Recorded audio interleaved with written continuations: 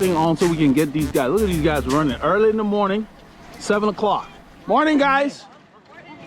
Good morning. It's a group of runners. We have a lot of people. We're in the Woodlands area, and a lot of people are running. I just decided to turn on the camera to get some of them on film. My brother and I are matching today. I don't know if you guys can even see our kit, but he'll film us later. We're wearing our Pro Team Aero long sleeve because it's about 10 Celsius, 50 degrees Fahrenheit, feels like 45. It's crispy, cool weather. So we got a batch of cooler air after some rain Thursday night and Friday morning. So it's gonna be a beautiful fair day. And we're going to revisit Shepherd Hill. If you crash, you get up, you put your bike back, and you go ride the same place where you hit the bump. So since I had a bad ride last Wednesday while I was struggling, we're going back to the scene of the crime. On this ride, Paul and I left Northampton, rode into the Woodlands. We picked up the riders joining us for our ride, headed out on 2978, which is Fishcreek. We decided to revisit the scene of the crime from last Wednesday where I had a difficult time holding the pace with the WCC boys. Since last week I did not film Shepherd Hill, we filmed the entire stretch through Willis and picked up Shepherd Hill there. You will like the clips there, really neat. Then we ended the filming on Long Street. We came back off camera across the largest expanse of the lake. And the main stop was at Taco Corner in Montgomery. Once we got there, we decided we were going to go through Spring Branch Road there to 149, Keenan Cutoff, the Hills Parkway, the Grand Lake Estates, all of that off camera, the Honia Egypt Road, which brought us back into the Woodlands. A very fair day. It was nice and mild. You know, once we got out there, it was a little cool, but it was overall very, very moderate temperatures and just a beautiful, beautiful ride. And we're gonna get It's 50 degrees, it probably feels like 45. That's Kim in the orange-looking jersey. She said that we're gonna get hot in what we're wearing, and I was thinking she's gonna be cold when we get out there. These things are very breathable. I'm gonna make a video about what to wear in the winter. I think it will be very helpful for some of you on the channel because I think a lot of people don't know how to dress properly, the kind of fabrics. She thinks we're overdressed. I'm explaining to her it's cooler out where we're going, and the products we're wearing are lightweight and breathable. There's John. So you avoid cotton and heavy stuff that will get wet on you, and you'll be good. How you doing?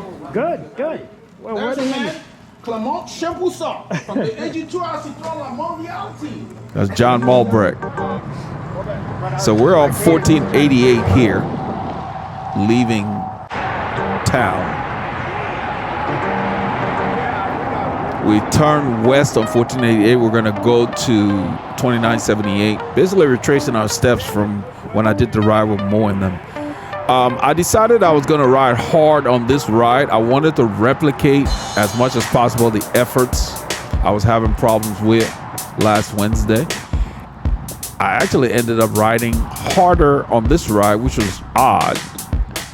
It didn't feel as hard, so I don't understand it. But anyway, the pace wasn't exactly the same characteristics that was on that other ride, but we were not messing around. I mean, we're moving here. So in a little bit, I'm waiting for everybody to kind of get in the line here because we just turned. And we're going to probably stay around 20 to 23 miles an hour. I wish I would have. We're going back to Shepherd Hill, and this time we're going to film Shepherd Hill. Yeah. You will like the road. It's very nice. Yeah. So I'm starting the pace here, just kind of rolling out. We've got a small group of riders. We have Kim, her son Brandon, and we have Steve, and this is John, who we also call Clement Champoussin. He also reminds me of Thomas Vogler, who held the yellow jersey for 15 days. So we're just getting started. I looked in my mirror. I want to make sure everybody's in the line. I'm going to gradually raise the pace. That's the difference in how we ride. We're not bombing out of corners and whatsoever. But between that ride and this ride, I trained similarly because I want to be able to replicate that. That's the way I trained when I was competing. And so on certain days of the week, the shorter workouts, that's when I replicate those efforts. So once I see everybody's there, I'm going to keep it right around 20 for now.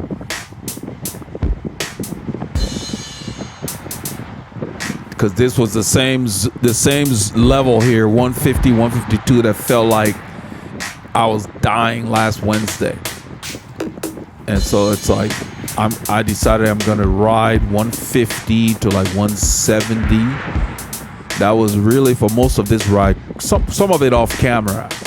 But that was my goal. So you will see I'm going to pull for a long while, but when I'm done, I'm going to just slip right back behind John because I want to stay near the front so I can do a lot of work. That's how you do it. You see my cadence is high. Since I'm pulling, it's a little breezy that we're going into. I'm going to keep the cadence up, which will make me work hard, but save my legs.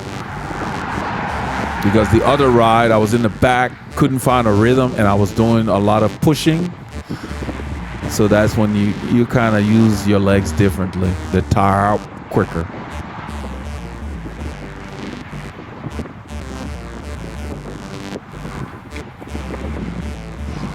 So because the temperature is 12 Celsius, that's about 53 degrees Fahrenheit, thereabouts. Well, first of all, with the gloves, you can lighten your load. I mean, it depends. You have to find your own tolerance. There's no silver bullet. But 10C and higher, I dress differently than when it's below 10C. So it's going to be 10C to like 21C. So we're wearing long sleeve, but it's a light long sleeve. It's not a thermal jersey. It is a what they call the aero jersey. It's long sleeve, but it's lighter than a thermal. And then I have a regular sleeveless base layer on. So you got to really, and that's why I'm gonna go ahead and make that video for the channel to go through the different options that you want to employ based on what the weather's doing. Then you also have to factor in what kind of ride you're going to do. If the ride is going to be relatively calm and sedate, then you want to dress warmer in the cold. If the ride's going to be fast-paced, then you want to lighten the load somewhat so you don't sweat when you start to go hard. That's why you see riders will peel off stuff and wear things that are removable. There's no one thing that will work the entire time you're out there. So you have to pay attention to what the temperatures will do while you're out there.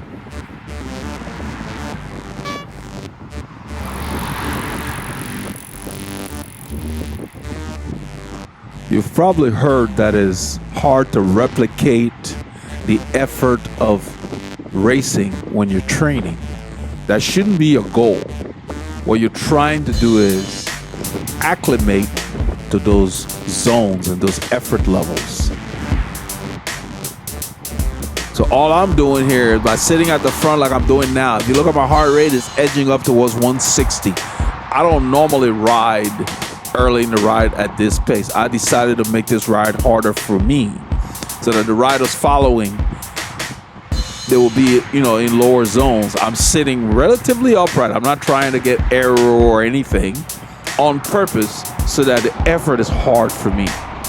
I want to get as close to zone 4 as I can for most of the time that I decide I want to work on this ride, because I'm trying to replicate the zones that I was dealing with last week when we did this ride.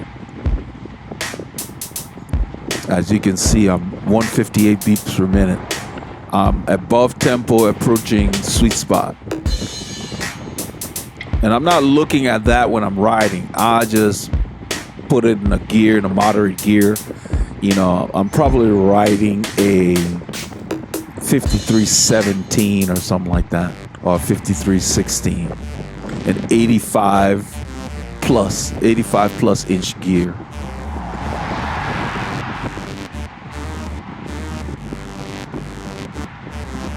The road is going to go slightly downhill, so I'm going to shift up to keep the effort up. Because if I don't, my heart rate will keep dropping.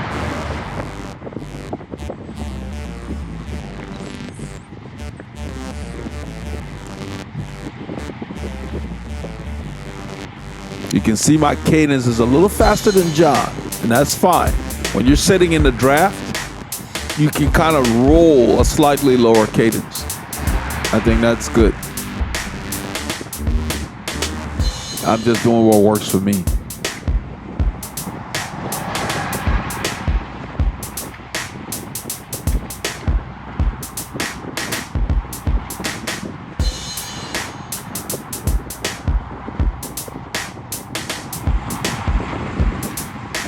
We're descending here. I'm rolling through the gears, keeping the effort the same.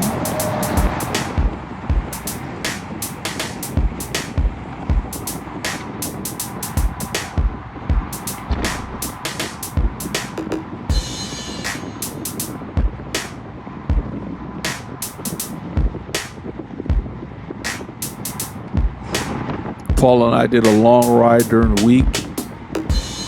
I think we ended up riding like in excess of 8 hours. It's a holiday. He was on vacation. We had the time. We rode like 8.5 hours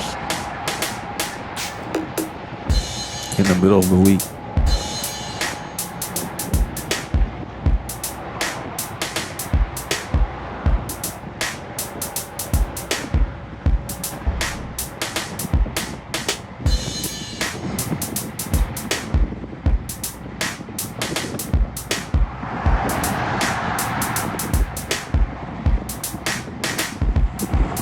In a couple of kilometers, I'll pull off the front, let John take the lead. I'm just going to slip right behind John because I want to stay up there and do some work.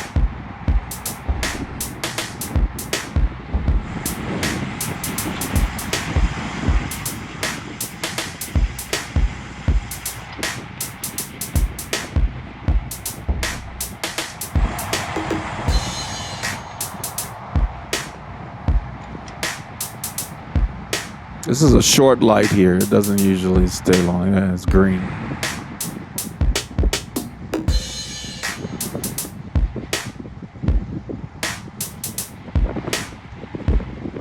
The road starts to go up here.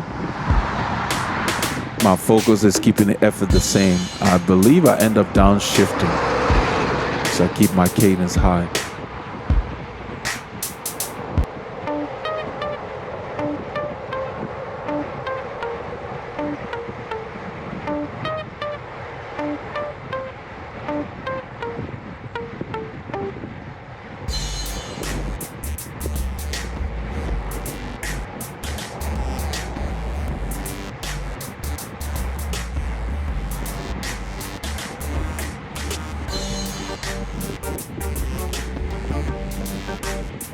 See, my cadence is quite a bit faster than John.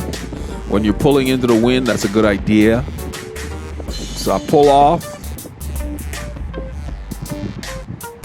I'm keeping my eye on the wheel. That's what I'm doing. I'm looking at the road. I can see the wheel coming, and I see the gap, and I just slip in front of Paul. I don't know the levels of the other riders in the group. I know Steve. I don't know how much training Steve has been doing. He ended up struggling later in the ride, but that's fine. There is a long ride and the terrain is very tough. I'm wearing my Pro Team knee warmers. They're kind of long as knee warmers go. They're a little long, but they work really well. Those reflectors are dark right now, but when light hits them, they really light up.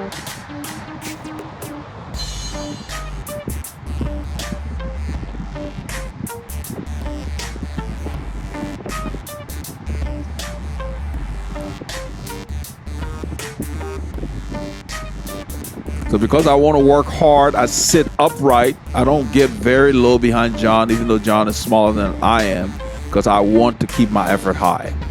I want to stay in the same zones I was in last week.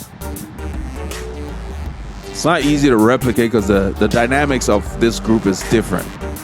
But still, you can get close. That's all you need. If you get close and you keep it long enough, you'll be fine. That's what training is.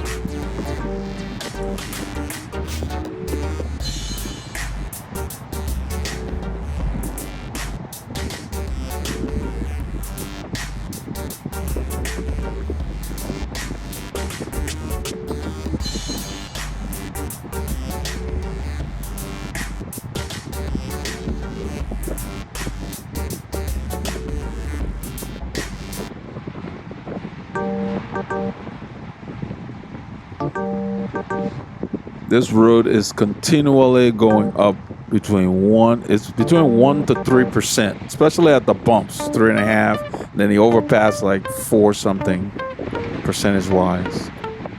So you're working the whole time.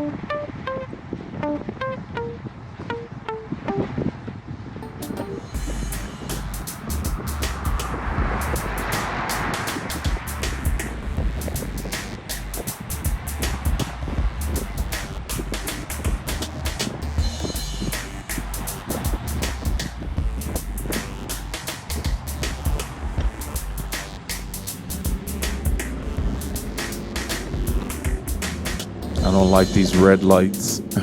Break up the rhythm.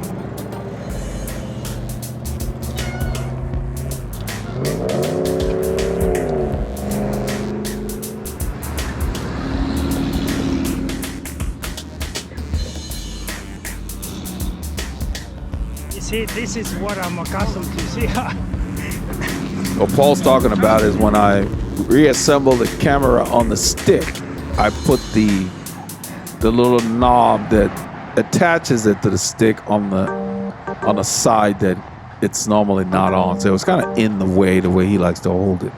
But we'd already changed it before we turned it on.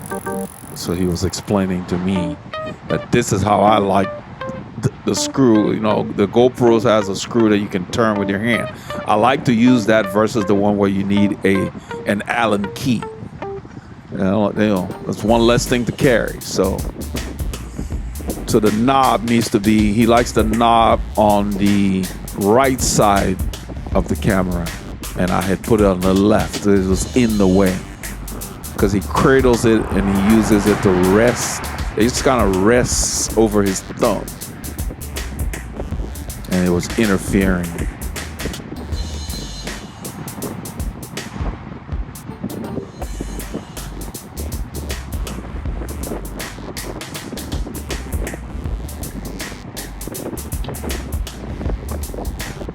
I'm just soft pedaling behind John.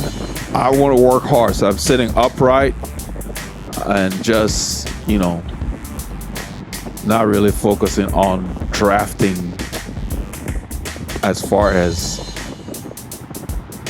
getting low and all of that. So by sitting up, I'm catching some wind.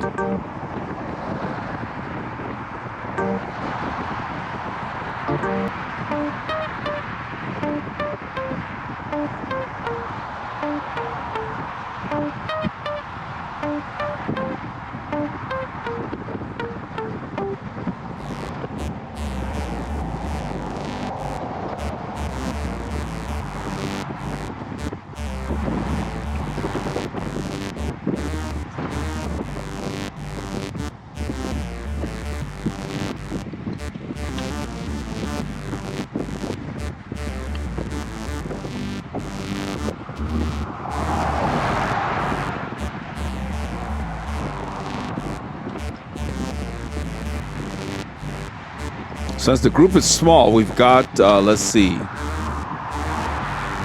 6 riders. So we're taking longer poles. Even with that, whenever you're riding with somebody new you haven't ridden with before, and that's Brandon. I didn't know what he would be doing or what his style of riding. We're just kind of doing our thing, and then later in the ride, I think quite a bit of it was off camera.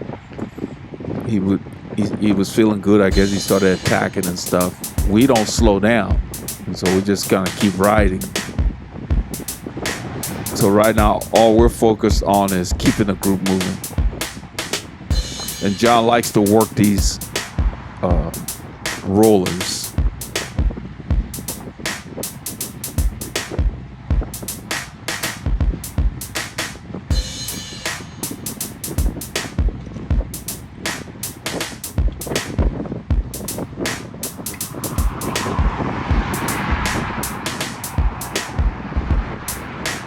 The sun will come out later. Right now, it's a bit overcast. Almost looks like just a light fog, but the visibility is not terrible. I have good visibility.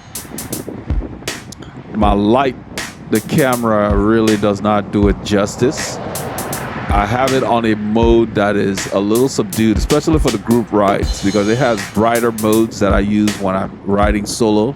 But in this mode, it's easier on the eyes of the following riders.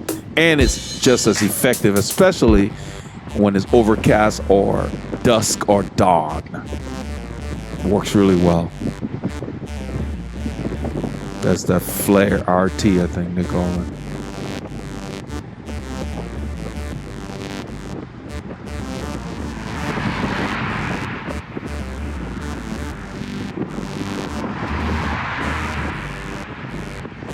So I'm very pleased with my effort level here, right below sweet spot, because I plan on, as I said earlier, most of this ride I wanted to keep the effort high, higher than our normal rides. That's how you acclimate to a faster pace.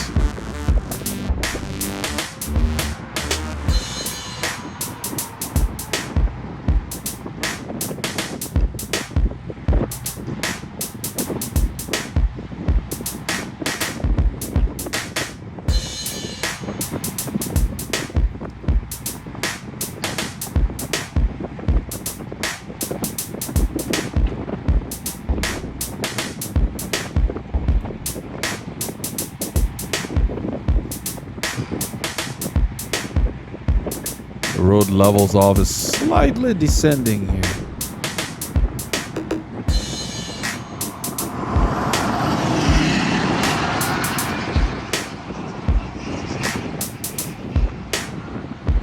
So in about probably an hour or so from now, I think the sun will come out. Some of the film will have the sunshine will come out. It'll be really nice. Ended up being a very, very pleasant day.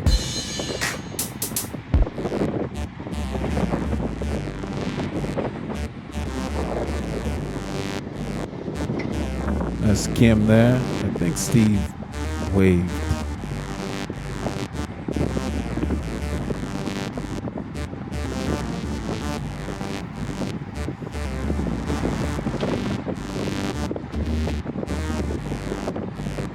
The rules here are more drastic. You have these descents and then it saps your speed. Right here it starts to go up.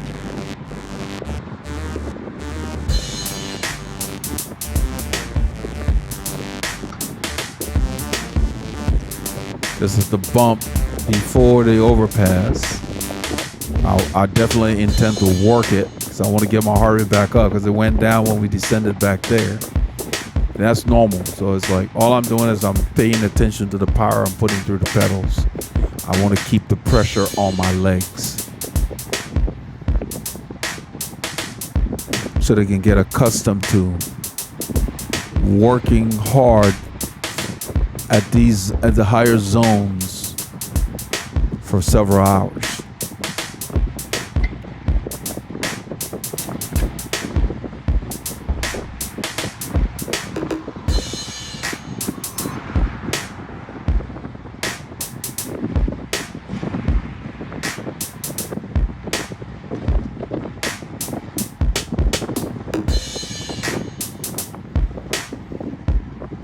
So we hit the overpass here.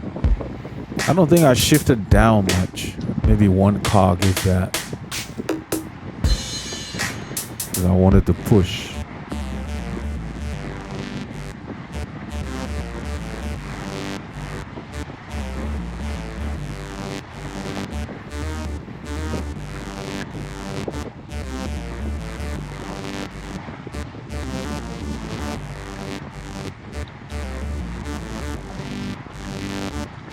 We're in zone 4 for me here.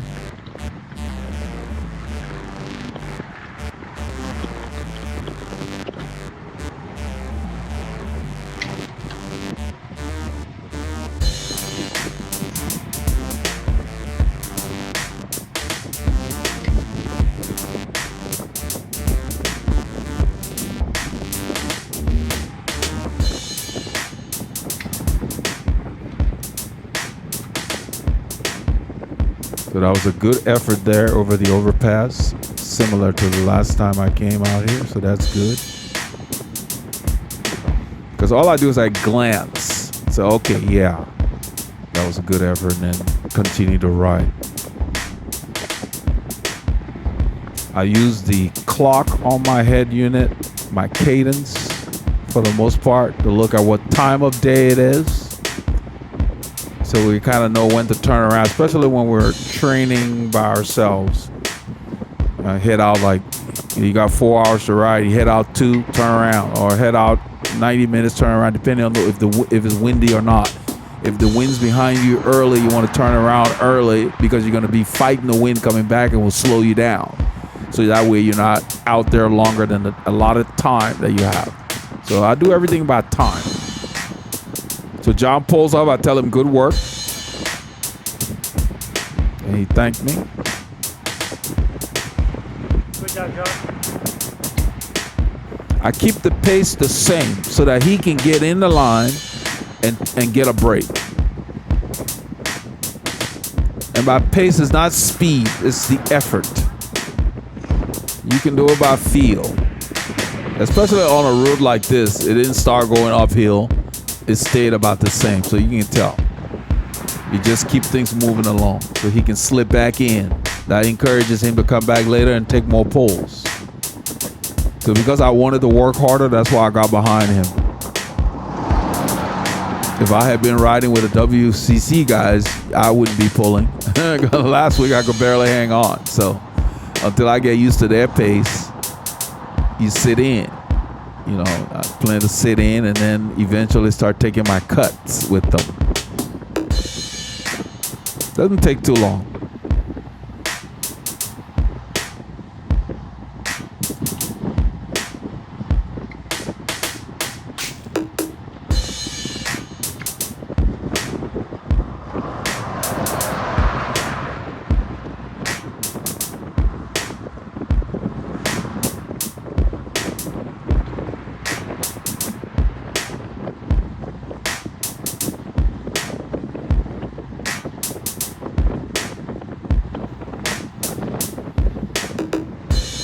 The effort is the same range.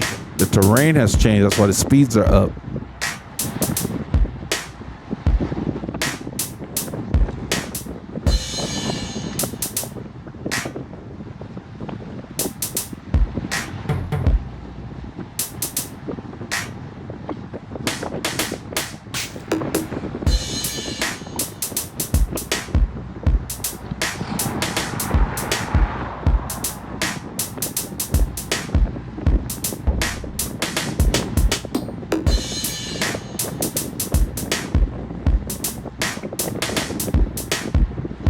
I'm just concentrating on staying smooth. The wind's picking up, so I went down just a bit.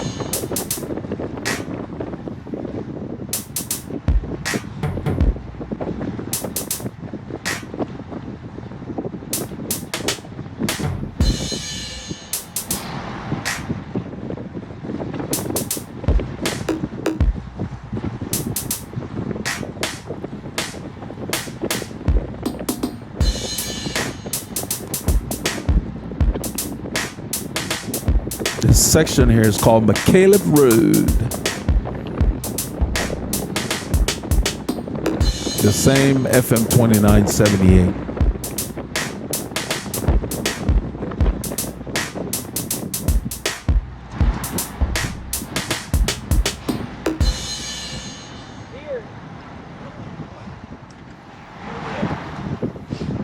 The deer on the right there, I don't know if you can see them. They're running. They're kind of small.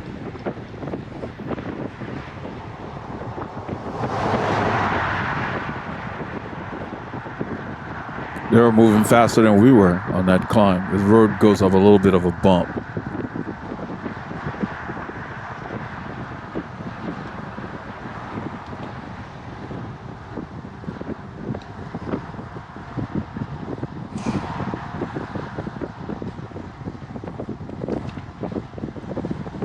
I go through the gears, the road levels off, I go through the gears, keep the pace, the effort the same.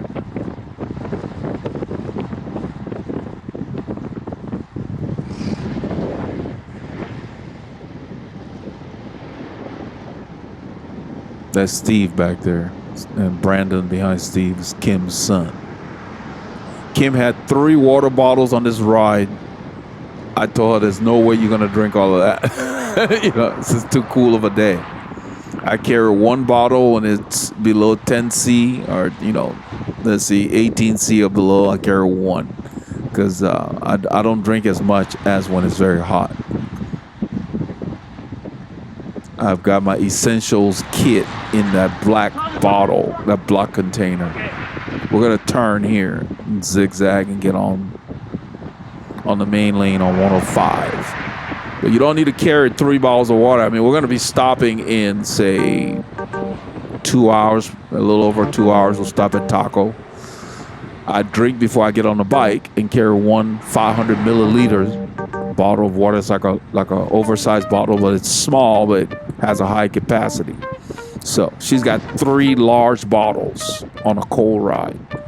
So her son say, "Yeah, she's a worry wart." I said, "She's just a Girl Scout, I guess. She's just making sure." But that's too much. She had 1 in her jersey in the middle pocket. I carry extra bottles in the summer, not this time of year. And that's if I don't want to stop. I'll carry 3 bottles, put 1 in my jersey when I just want to go and avoid stopping. But most of the time I just carry 2 if we're going to stop in the summer. But in the winter I carry 1. I already carry enough stuff. I'm a big guy. I don't need to be carrying stuff I'm not going to use. I'd much rather have the water in my system. So I drink before I clip in.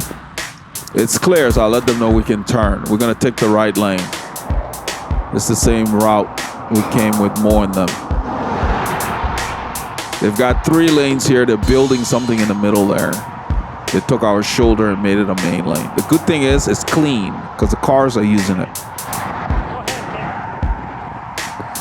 So Paul tells Kim to go ahead. She's gonna get on my wheel. I'm looking in my mirror and I'm waiting for them.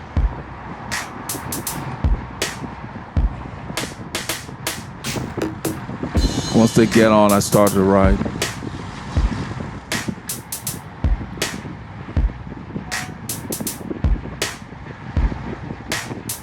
The shoulder returns once we get through the light at the top of the hill.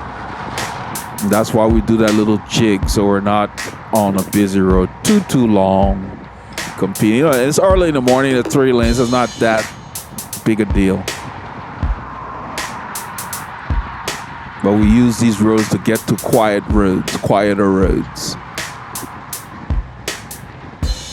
I don't like riding and being passed by fast-moving cars all the time. So I prefer to not compete with cars. So I pick routes that are very quiet and scenic. I got enough traffic where I live. I don't want to ride out and find traffic.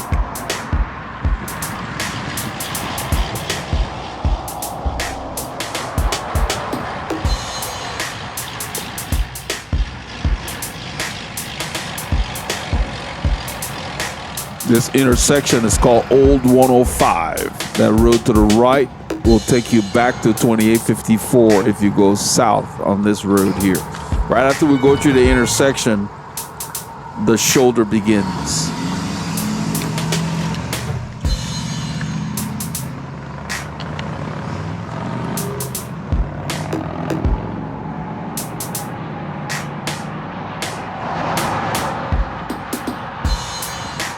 So I'm already on the shoulder. You can see that was Steve getting on the shoulder. So I go ahead and pull off the front. Let somebody else help out.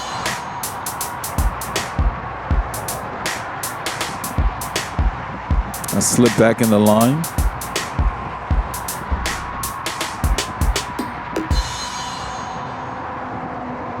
I did a lot of that last week when I was riding with more than them. I was out of the saddle often. Saved my bacon.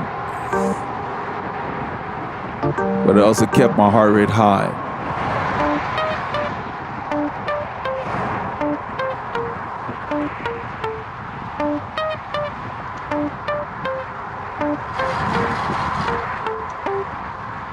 Somebody dropped some, it looks like a, I don't know, like a metal bungee cord or something. Those are the kind of things you want to avoid.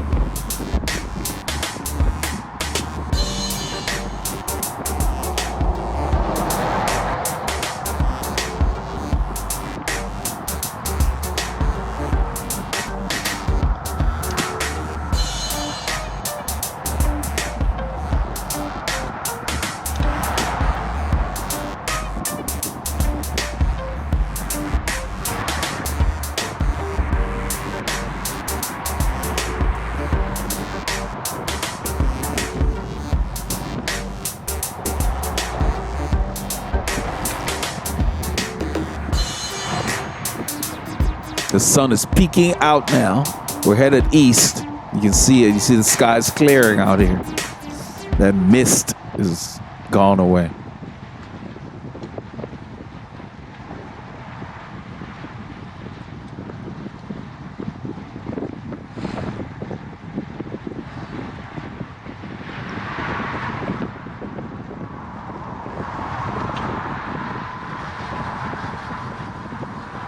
So when I was sitting behind more than them, my heart rate was 10 beats higher than this on average.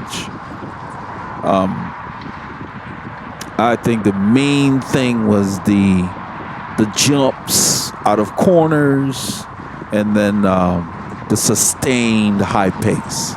So we're moving here. Well, I think it's flat to slightly downhill.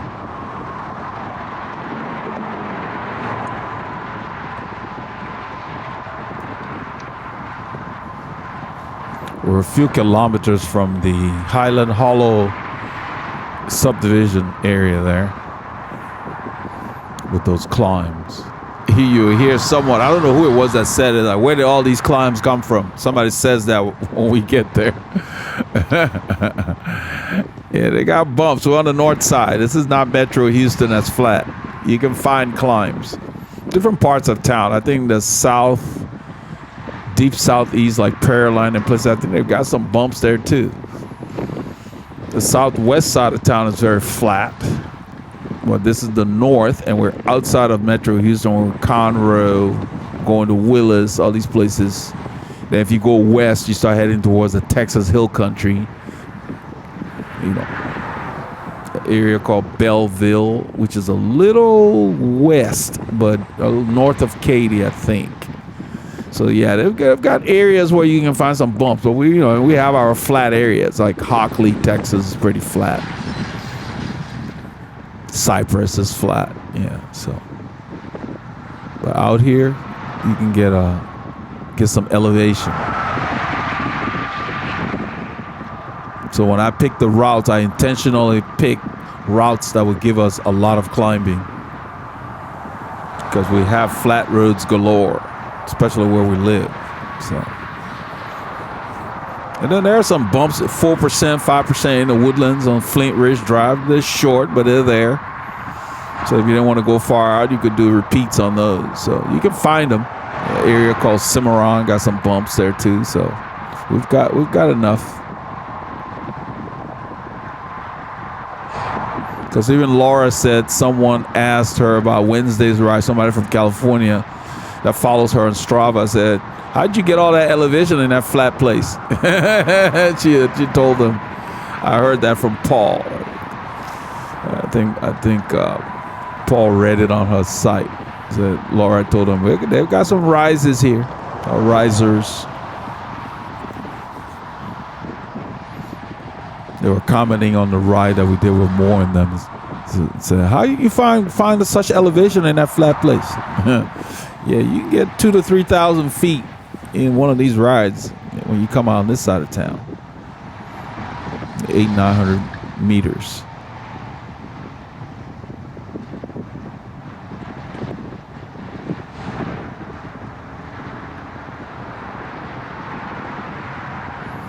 So I'm taking a bit of a break because I want to push in the neighborhood. I want to do about 300 watts and up, because last week when I came through after killing my legs, I could barely do 200 watts. So I wanted to push on this ride. The light changed as we were getting through there, so since it's a dead end thing, nothing was coming. We just stayed on the shoulder and went through.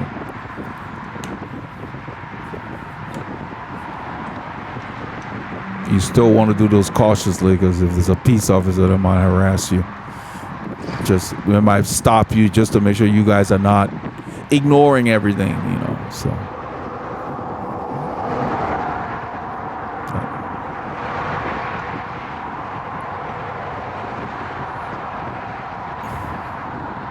their goal is to make sure that, you know, cyclists are aware that if you're on the road, you got to follow the rules of the road, because quite a few of us don't. And so the few times we've had lectures from the officers, that was their goal. Like, you guys know that the state law requires that you follow the rules just like cars, right?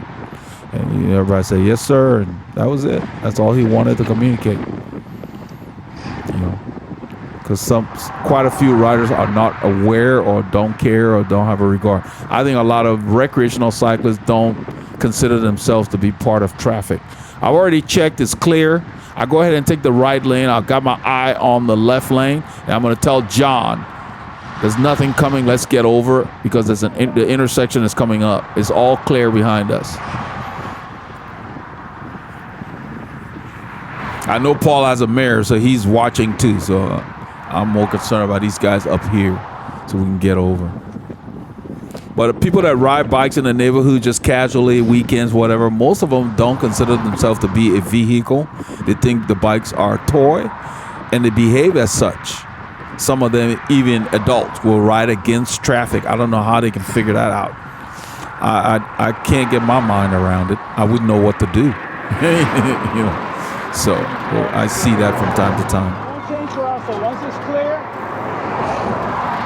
I let him know this light will not pick us up, so once it's clear, we need to go, because there's no button for us to push. Usually you have a button on the side. It's such a wide highway. So usually what we do is once it clears on that side, we go ahead and turn into the neighborhood. So unless there's a car behind us, I haven't seen this change for us.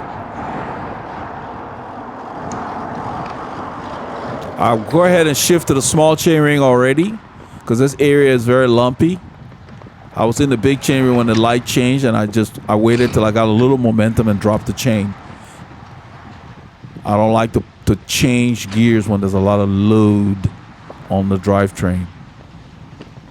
So my plan is to ride hard through here and just see how my legs tolerate it, because the last time I came here, it wasn't a whole lot of fun, because my legs were wasted by the time I got here. So I want to push, but I don't want to lead. I want to follow whoever decides. I know John likes to go. I just plan to just ride with whoever goes. So right now I'm just kind of watching to see who really goes, because we're not at the steepest pitch yet. So you don't want to go too early, because it's a long enough climb. It's at least a kilometer, maybe 2 kilometers, I would say, this whole thing.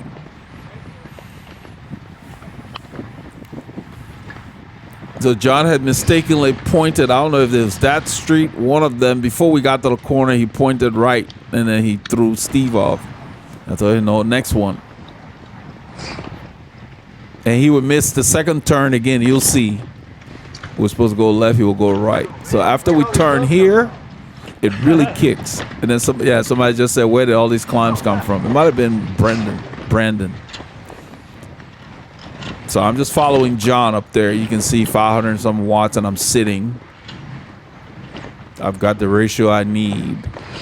We're doing about 10 miles an hour. It says 10%. It's more than that. At least 14 or 15, depending on which pitch you take, I guess.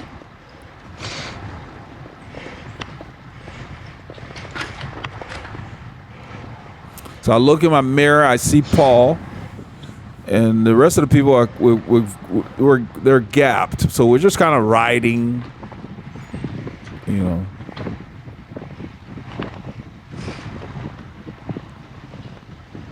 I'm at the bottom of zone 4 here.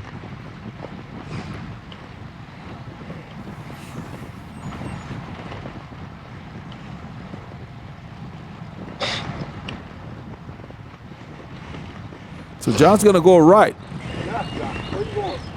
So John, I said left, where you going? You notice that even though he was on my left and he turned right, it did not impair me because I did not overlap. So he turned and all I did was stop pedaling and turn left. He's coming back, he made a U-turn. He just doesn't remember. He's been through here. That's why I didn't say anything, because he's been through here several times. But he just doesn't remember the turn. So when you're following, just if you're not overlapped, you don't have to overreact. So even though he turned the opposite way that I was expecting, I didn't change anything I was doing because my wheel was protected. So we're waiting for them.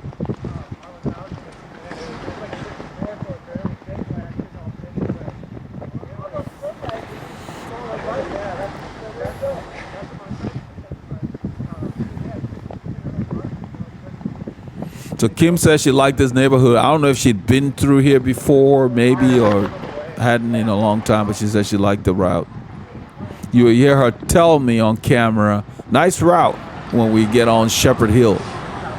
Because she's going to hammer Shepherd Hill, and then when on the downhill, she said, oh, I like the downhills. Well, then the next hill pops up, and then she got gapped.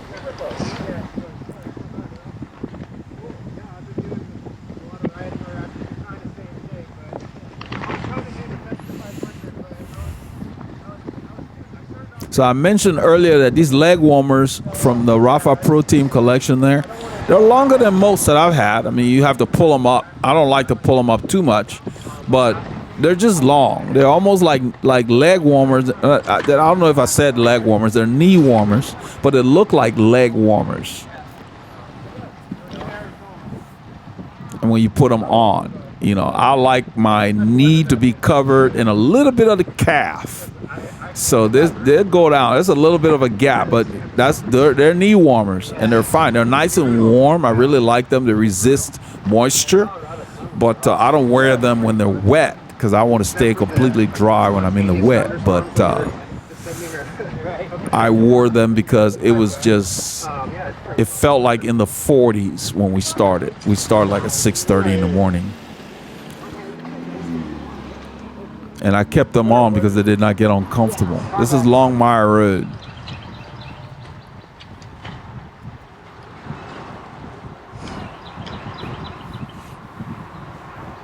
So the video I want to make in a little bit is to talk about when you would choose knee warmers, leg warmers, that kind of stuff.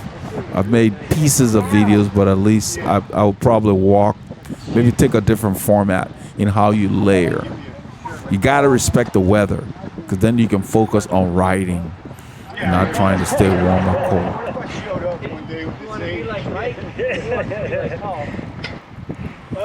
How was it cold this morning? Yeah, this is beautiful, man. I love it. Steve talking about some kid he was going to show up in. He said, we have a problem. I said, whatever floats your boat. You wear whatever you want. I don't care. As long as it works for you. I focus more on the function. I mean, I do like the kit to look good, but I focus more on the function, because in this kind of weather, if you wear just stuff because, it's a midweight jersey. Well, yeah, it may work okay, but does it really work in the changing temperature? Like some people will wear 2 midweight jersey. They don't work as well as the very breathable, specifically made jerseys for the season. So you don't need a lot of pieces. You just need to strategically purchase those critical pieces, like the hats that you wear, or your gloves, the liners, below 10C. I always line my gloves because I don't like my hands feeling cold. Then I can concentrate on enjoying the ride. Yeah, we've ridden with them before. So this part of the ride, we're chatting, you know, recovering from that neighborhood.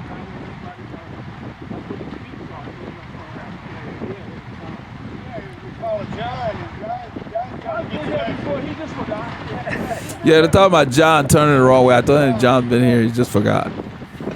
So when you're following riders, overlapping should be like the exception, meaning the rider slowed down or something. When you're normally just following a rider, always protect your front wheel by making sure it's not overlapping. Because in that situation, John turned the opposite way from what I was expecting. But because we weren't overlapped, it was no problem. Had we been, you know, there would have been some contact, or I would have been forced to turn with him to protect your front wheel. I'm intentionally pushing my legs. You see my cadence, 65? I'm intentionally doing that. I want to work my legs. I wanted to be tired. So Brandon is riding off, and then John moves up. I get on John's wheel.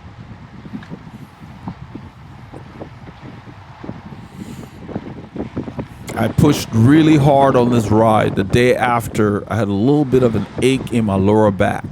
So I ended up doing some stomach exercises off the bike. Strengthen my stomach muscles. You don't use your abs as much when you cycle as you do your lower back muscles, especially when you do a lot of climbing. The funny thing is, on the bike, I don't feel any aching until later when I push really hard. The day after, and when I sit, things can tend to tighten up. But you know, a little bit of stretching cures all. I'm reaching for some late breakfast here. Getting a bar. Pace is down. I'm taking some solids. We're turning on Little Egypt Road here, which will take us all the way to 830, FM 830, and then we're going to go on Old Montgomery Road, which will take us into Willis, Texas, which is near where Shepherd Hill, the route to Shepherd Hill is. We're going to actually go through Willis to get to Shepherd Hill. I rode through because, you know, to keep the pace going.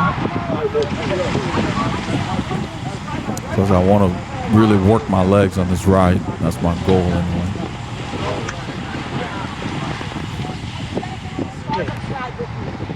Yeah.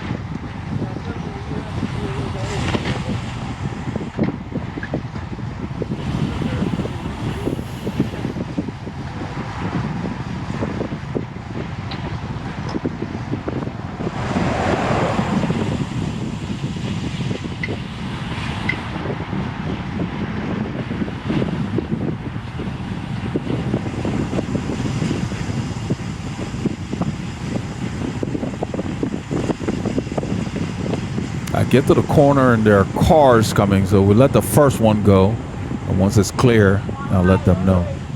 You can kind of see it's a clear intersection. I'll let them know there's a car coming, but it's far enough for us to get across.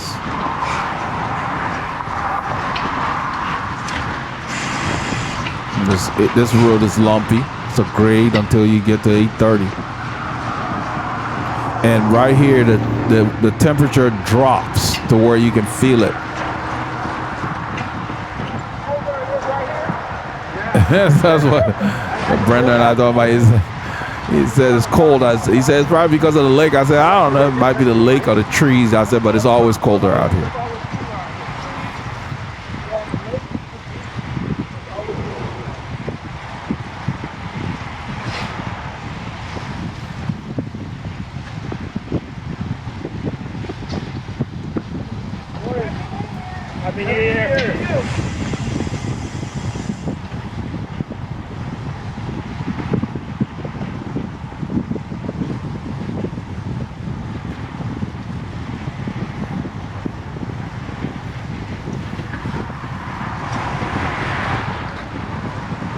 So I'm keeping the effort close to the same effort we've been doing all along, you know,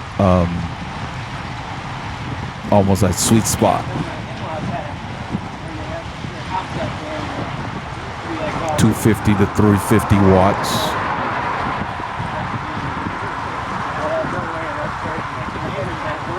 When I'm riding, I'm not looking at it. I just see the stats here, but that's kind of what that zone, yeah, right below sweet spot there. And I just shift up here as the road levels off.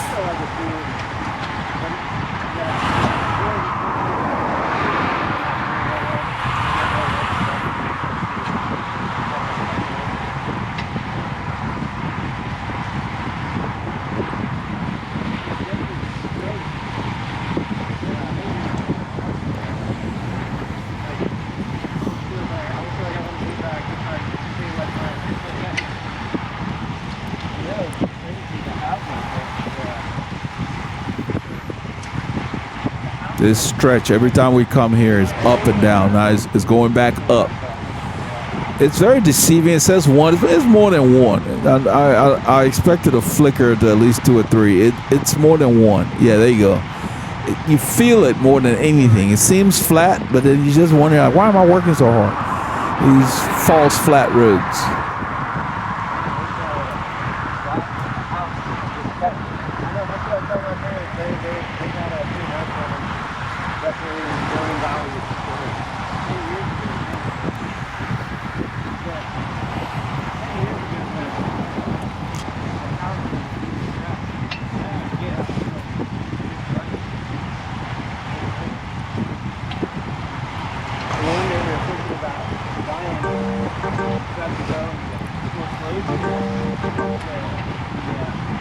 The level's off again, and I just go through the gears, keep things going. Once we get to 830, we're going to be going straight across 830.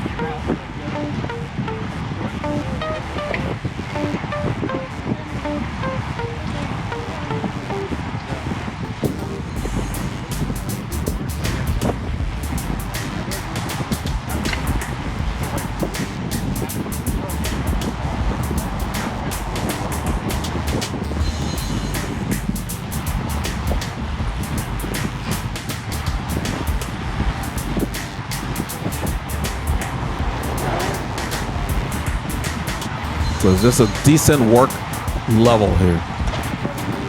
The sweet spot is very effective in raising your threshold.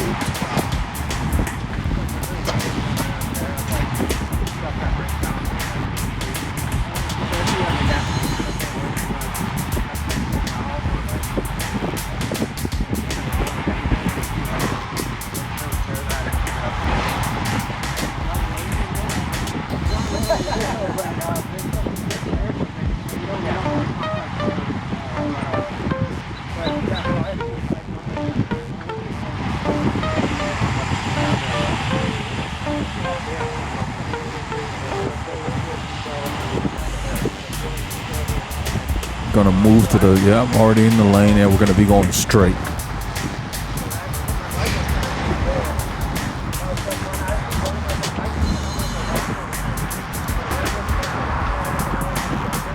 So I checked to make sure everybody made the light. I had to clean my mirror because it was a little foggy. It's a little cooler out here, so the condensation.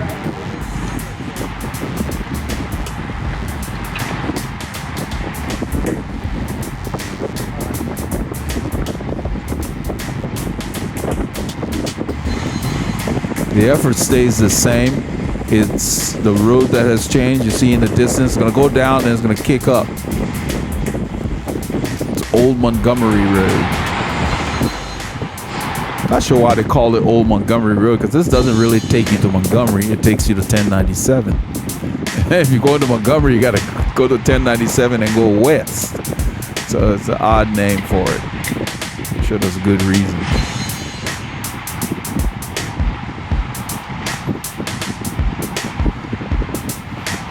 More like should be called a road to Willis or something. Because Willis, we're in Willis, Texas right now. We've left Conroe. or we're going to leave Conroe soon. There's a sign. Yeah, I think we'll come across a sign. I ended up mentioning it to John. This is a grade here. Yeah, 3%.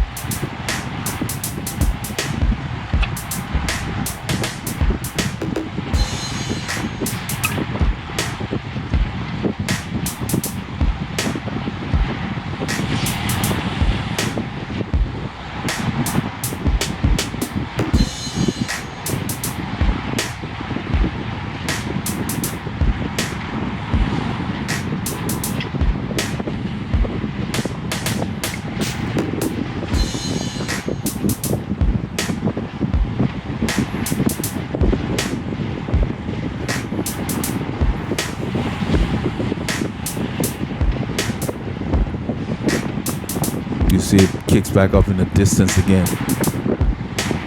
That's where I think that's where I let Mo and them go for a bit. I know it kicks up before the stop sign. This road, the way it works is if you stay straight on this road, it will take you to Interstate 45, but then you can only go southbound. That's the reason why we have to turn left. They actually have a sign there before the turn that says I-45 north, left turn.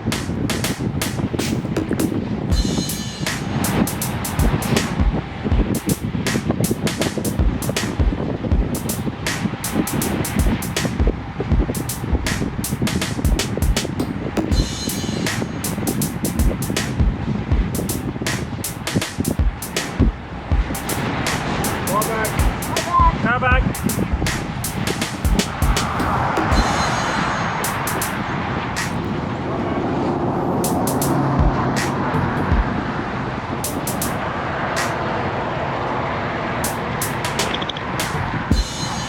A bit of patina on the pavement there. I like to kind of point that out because it's not fun to go over those things when you're not expecting them.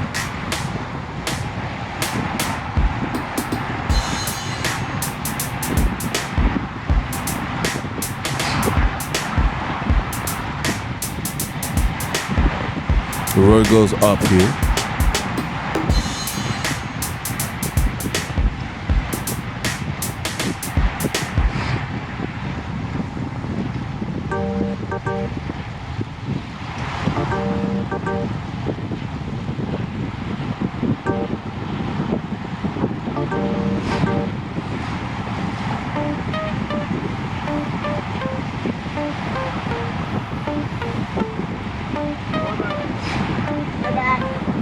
Car back.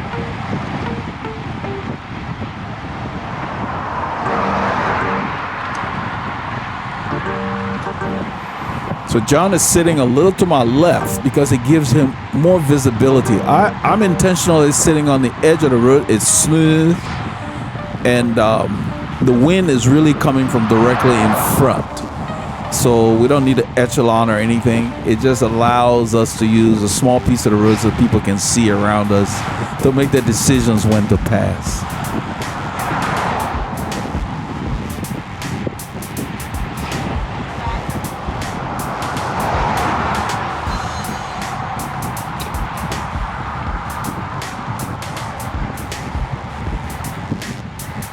So the stop here is what we're going to turn left on in order to go north on Interstate 45. Those are the signs that directing traffic.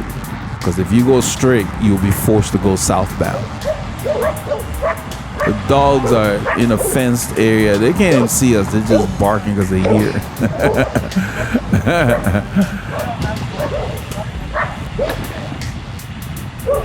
I'm letting John know that we're going to turn right, and then within about maybe 500 meters or so, we will have to turn left because we're taking the feeder road into Willis.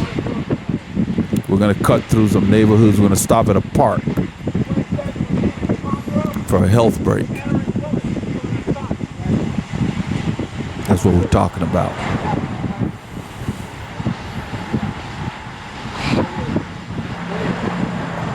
When the weather's cold like that, you want to stop within an hour or so, because even if you don't feel like you have to go, when you stop, sometimes that's when you realize you got to go.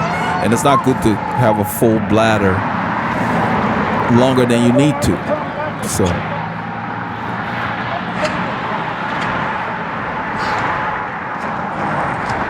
ordinarily we don't stop till like 2 hours plus. Like winter time, yeah. You can see the mist has burned off, the sun's peeking through. The day is getting fairer. Okay. I'm letting them know that we're going north. The next light will turn left. All right. This is the road we did that 7-hour ride. Remember in the winter? Yeah. When I was doing all the construction. Finish my ass down this side.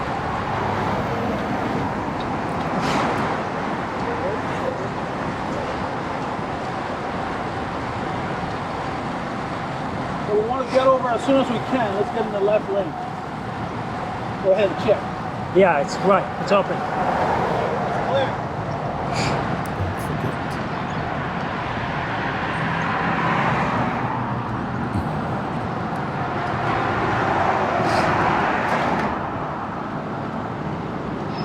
So all of this is Willis, right?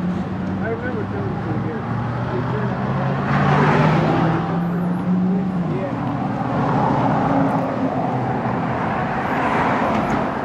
So this area is Willis, Texas. The downtown is across the highway here. We're gonna go through the outskirts of downtown. We're gonna stop at a Martin Luther, I think it's MLK Park, a nice little park. They have public restrooms. So they're nice and clean. We'll use them and then we'll go through downtown Willis and get on a road called Rodgers Road. And we filmed that this week because a lot of that we have not filmed before. So we turn left here.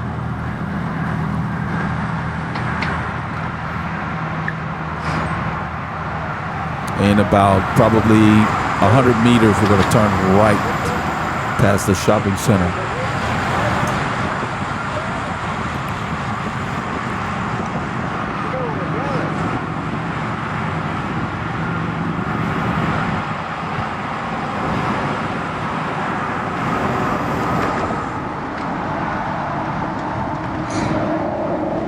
So this puts us on the outskirts of downtown Willis. We're gonna navigate to a public park. With a nice playground, everything. Nice place to stop. My coffee is kicked in. Well, it's cold, so the body doesn't process food. And Steve is saying, "Oh, I need to go. It's a good stop." Yeah, so we're stopping. We all need to go. We're gonna stop. That's the left, that little building. You gotta go to the bathroom, Steve? Yeah. You know me.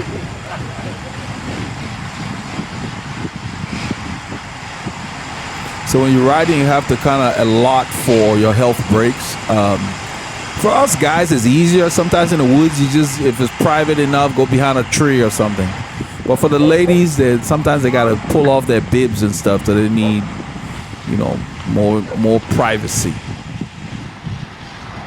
So on these rides, I try to make sure we have a couple of stops where you have decent restroom facilities.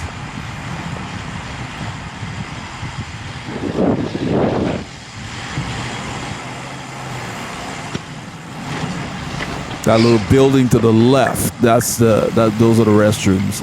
This is a public park. It's a cold morning on Saturday. Nobody's here. Ooh-ha. Steve said yeah. Steve said, I gotta go. I said, yeah, there's a stop coming up. Yeah, man. He said the timing was good. An hour in the cold, you need to stop and see your bladder and your body is not processing.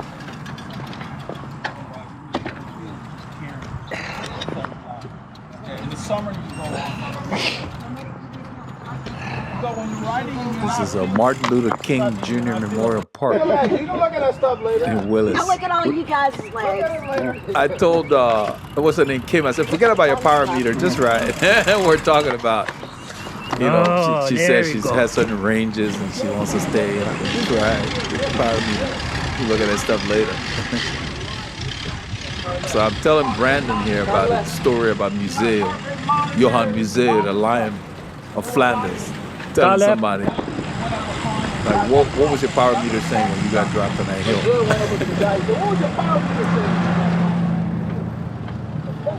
I should have gone for the full-length gloves today.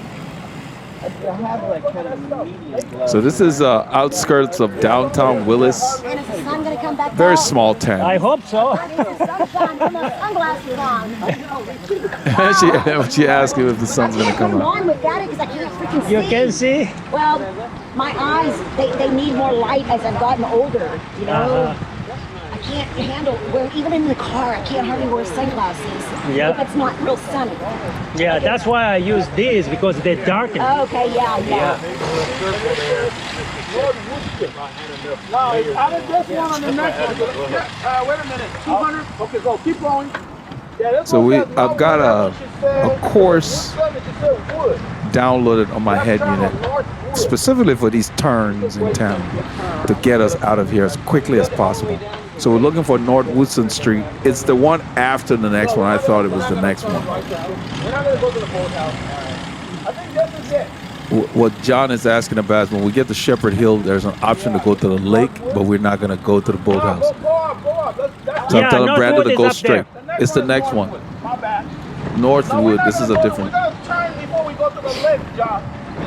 So we're not going to the boathouse at Shepherd Hill. We're just going to turn and come back to 45. That was a good stop, my brother. That was a good stop. Oh yeah. Yeah. I tried it within 90 minutes. How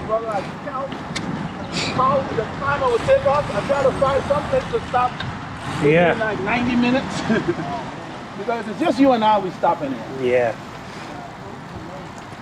Yeah, Right turn, right turn. I try to get a stop within 90 minutes or less. At least the option on these Saturday rides. Especially with the ladies, we want to have a facility. And then, Left turn. 2.5 hours, we definitely have a bigger Take us to a stop. little nice country road. Because it's cold. In the summer, we stop every 2 hours around that. It's called Rodgers Road. You probably heard of it. Because a lot of times you don't feel like going until you stop at a light or something. And then once you do, you really Right want to, turn. That's my, you don't want to ignore that. that's my navigation. I got the full turn. She asked how come we know this place. I thought I just downloaded the course. I haven't been here that many times, but 75. every time we come, we use a different direction. so I wanted to make sure I got the turns right. I got us to this road. This is Rodgers Road. We're going to go across. Yeah, we're going to go straight across, and that becomes Rodgers Road. It's a nice cycling route, cycling-friendly route. So we're basically leaving town right away. We're on the outskirts of downtown. The main busy areas are to the right. We don't want to deal with that. So we're on a rural road here. In a little bit, it will be 2 lanes, which it is already. It's Rodgers Road. Yeah. We've been on this road, but from the we've opposite been here. direction. We came with Mark Kate one time. Pretty smooth tracks, actually. Not bad at all.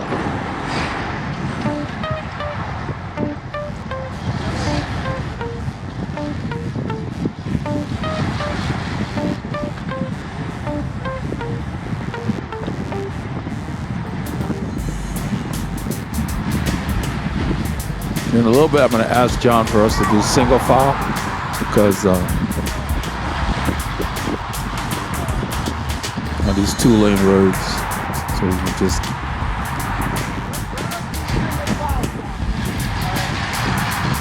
so I just said, hey John, why don't we do single file here, and we just line up.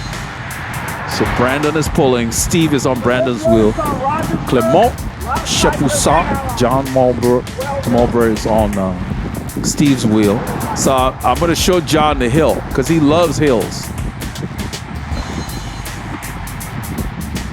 So there is a hill coming up, and it's really beautiful in the distance.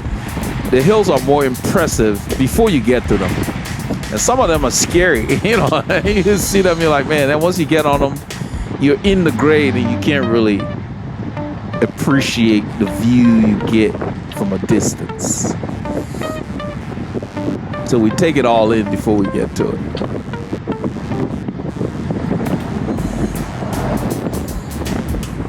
So this road here, Rodgers Road, is almost like you on the outskirts of Willis. We're going to leave Willis for a bit. I guess we leave Willis and we go into Con Road and we get back into Willis before we get to Shepherd Hill Road. That's where we're headed, to Shepherd Hill Road.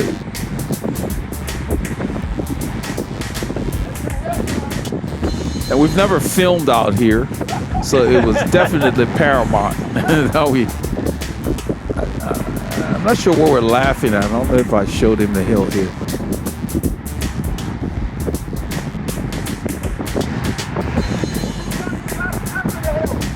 Yeah, I showed him the hill. That's what Paul's laughing at. We just left Willis, that green sign that we passed. We're leaving Willis.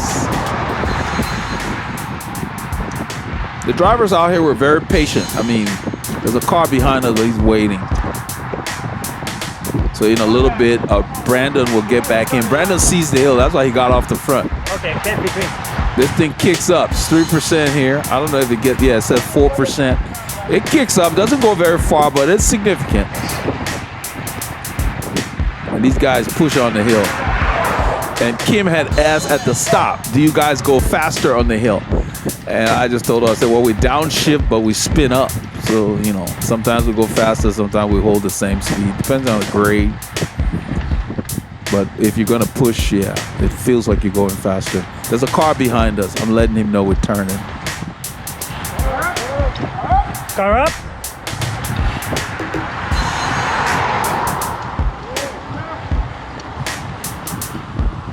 So we get off of Rodgers Road there. Forgot the name of this road. Try to remember all these little turns because the next time we come, then we'll need the course.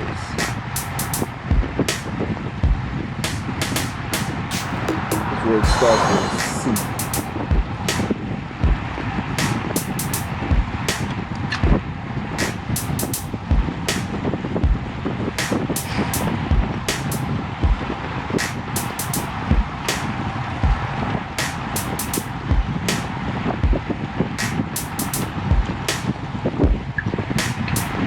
This road is called Coal Town Road. I mean, C-O-A-L, like coal. You know, Coal Town Road. So I guess back in the day, they mined coal out here, I guess. Or this road led to the Coal Town. You know, there's a good reason why it's named that way. But this goes through a lot of residences. Large acreage residences.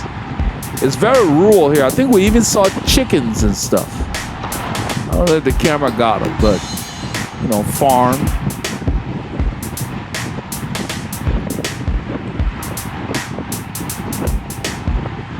All of this is east of 45 and kind of north of Grangerville or whatever.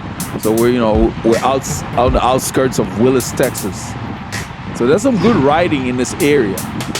That Rodgers Road that we turned off of, we could have stayed on it. It's a different kind of a loop, but it's a nice cycling friendly road. It goes a long way too. I believe it. I think it goes as far as New Waverly. I'm gonna have to come back and check it out, my brother and I. So Rodgers Road actually goes to New Waverly, Texas. We've ridden out there before. This is a better way to go to New Waverly than using 1375. So we probably have used Rodgers Road on the route that we went to New Waverly on in the winter, and we went the opposite direction on Rodgers Road. There are sections of it where it's kind of busy. There's a lot of patina on this road. The effort is very good here because I'm like tempo close to sweet spot most of this stretch. So that's a good effort. This ride was definitely faster than I normally ride. You know, those of you who are on Strava, it kind of tells you when you're outside the zone. If you load your heart rate data based on that, it will let you know, oh, this road was harder than your usual effort or whatever. I just look at the average heart rate sometimes, like when I put it in golden cheetah. When I'm just looking at the trends, I look at that to kind of gauge. Plus, you can tell. So yeah, so it was a good workout. It was a good Saturday ride.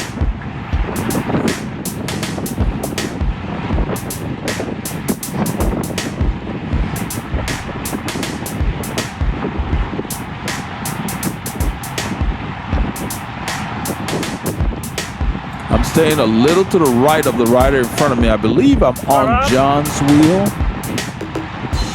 Just to see around him. That car was backing out. He saw us. Yeah, I'm on John's wheel.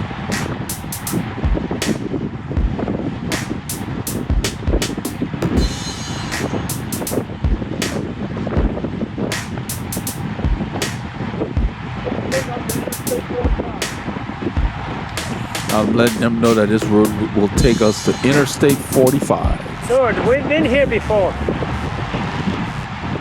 Yeah, Paul is right. We've come the opposite way with Mark Cade in them.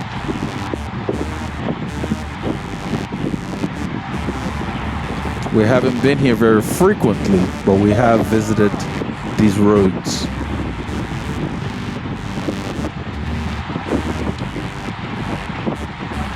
You can see how narrow this road is. There's a dog on the side of the road, but he's not messing with it. I told him to behave himself. He just stayed there. It's on the right.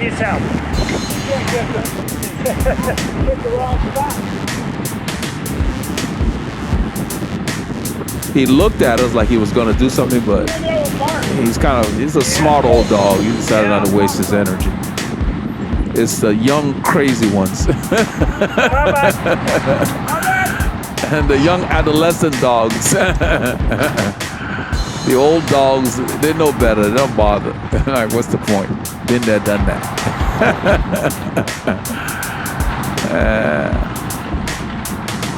We were riding one day in the forest, and we came across this dog. It was sitting like a sphinx, just sitting on the side of the road.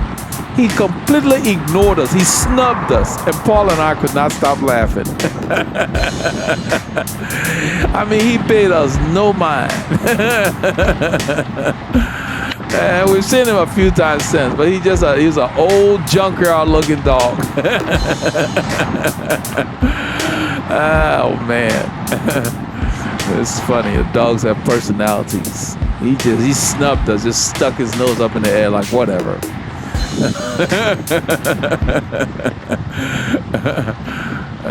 Paid us no mind. We're worried about him for nothing. I think he even cut his eyes.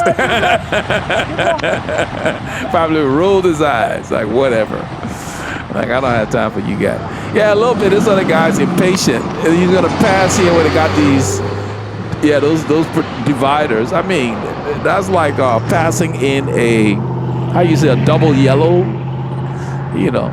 These impatient people, I tell you. That was not safe because if there were another vehicle coming, there's no room for you to maneuver. Hey, Willis, where you rushing to? There's nothing going on out here. You know.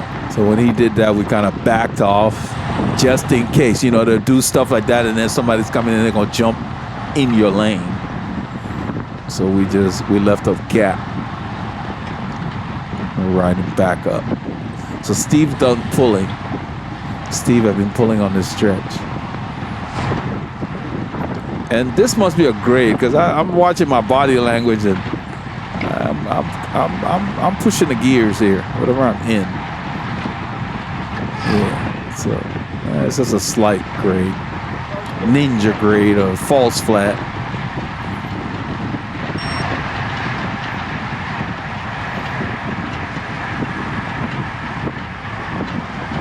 So whenever I do these rides with like 900 meters of climbing or whatever, I make sure I do stomach exercises when I get home or the next day, because if I don't, then my back muscles ache more over time, because you got to balance it with a strong core.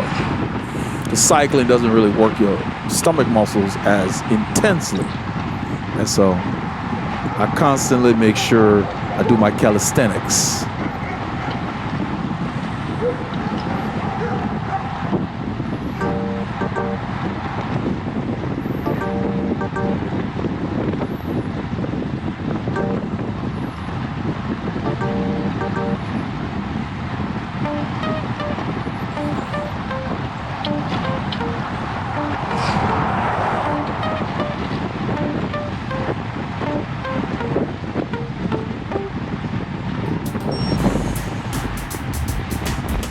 This road has a lot of patina. All I'm doing is looking for the smoothest path.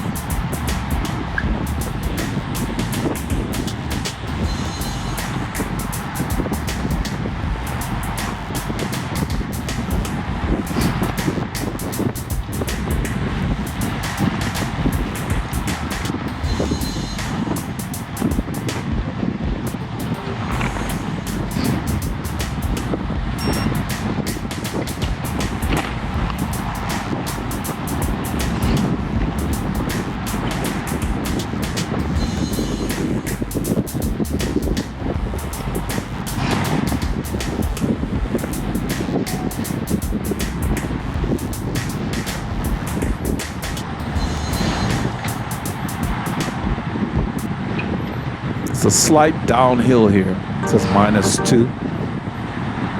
That's why the speeds are high. And you can see my heart rate is in zone 1.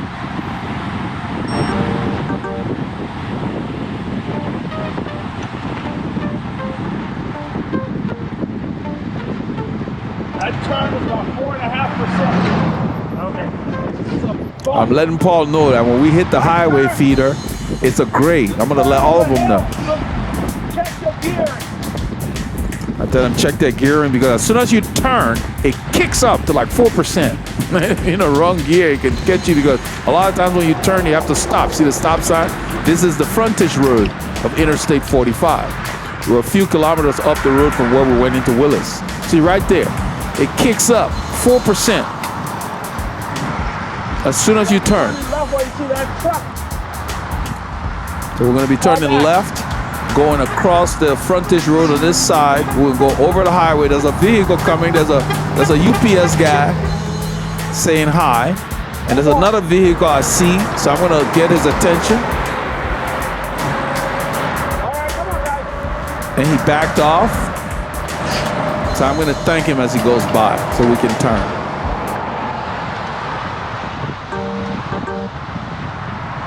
And this is Shepherd Hill that we turn onto, and we'll go across. We're crossing Interstate 45 here. To the right is Huntsville, further up Dallas. Left takes you to Metro Houston. Check out the Shepherd Hill. So John asked, I told him, yes, go straight. So this is Shepherd Hill Road as we cross the frontage road right here. Shepherd Hill Road begins. It's a beautiful little piece of riding terrain.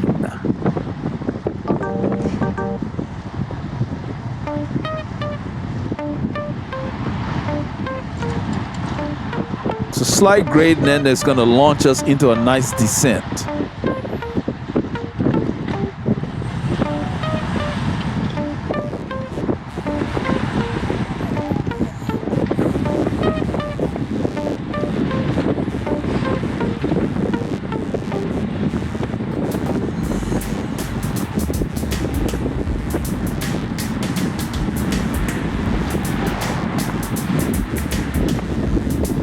See, look in the distance, just beautiful.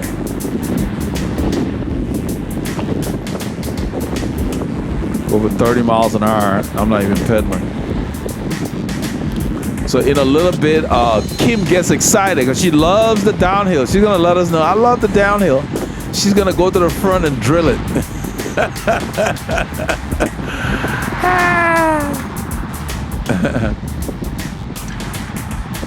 The road goes up here, so we lost all that momentum.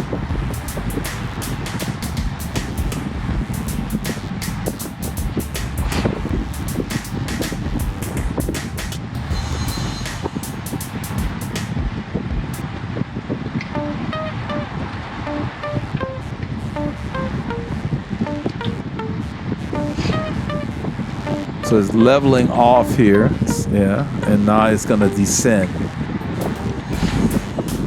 So since I'd already been through here last Wednesday, I kind of was familiar with this road. Because when we came through here, I mean, we were moving. They were not messing around. And so I realized that, okay, even though this is a downhill, at the end of the downhill, it kicks up, it curves, almost like a little switchback. So you really got to save it. You can't get too excited because for the next 5 kilometers, you're going to be going up. And right here goes up a little bit again. Then I think there's going to be another descent. I thought the descent was before this one, but so there's so many. You're just up and down on this road, so you got to save a little something. This is at least 6 miles, almost like the length of Spring Branch Road. I'm estimating. Passing large acreage homes.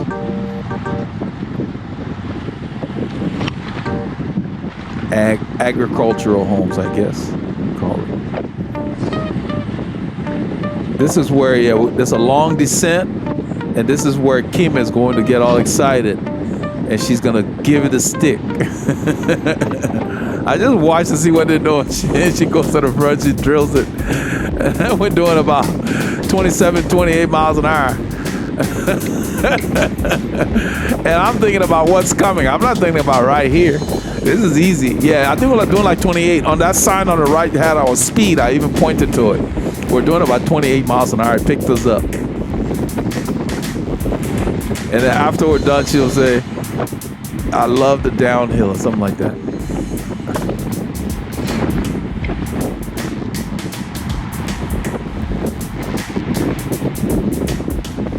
So the wind is blowing, it's pretty stiff. That's what has warmed up the day, 15 Celsius.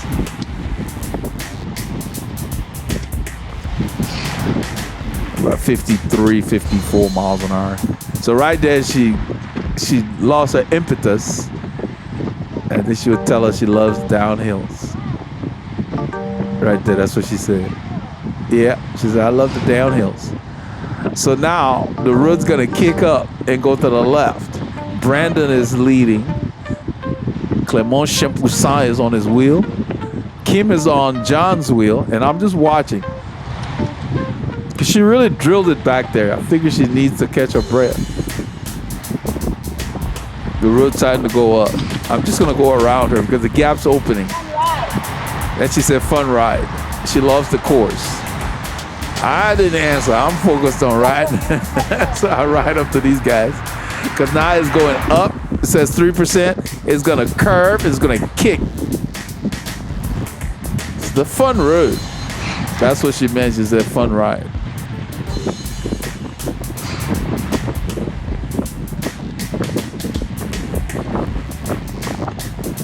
I'm just concentrating on staying smooth. Because I know we got a lot more kilometers on this road. And then after this road, we get on a road called, I think, Calvary Road or something. That will take us to 45. It's steep too. Back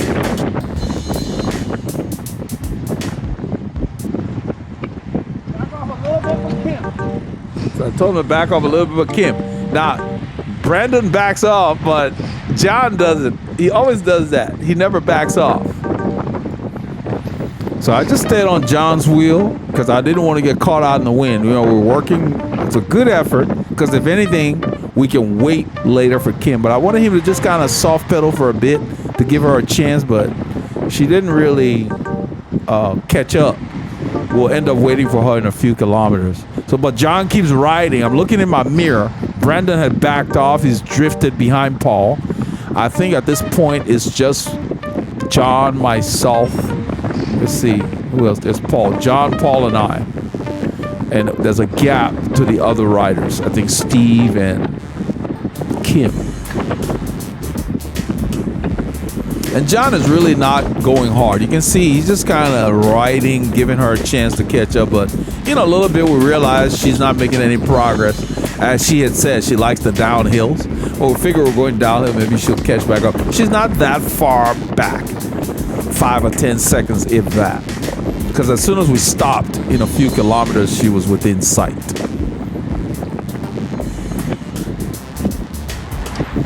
So we just keep riding here. Because I really didn't want to insist that John back up, because that's the whole point of bringing him out here, so he can ride these rollers. And what we usually do on a road like this, we would stop at a point where there's a junction where someone could make a wrong turn or something. We stop there to make sure we don't miss that rider. So we'll end up stopping before we get to the corner of Calvary Road. the road goes up again.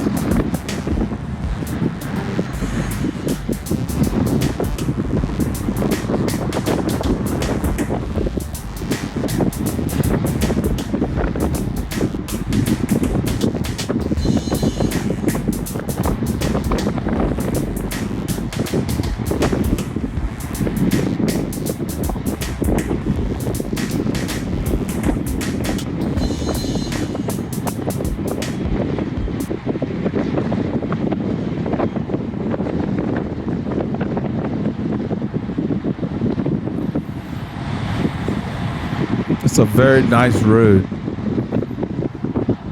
And on this morning, it's not busy. The cyclists going the opposite way.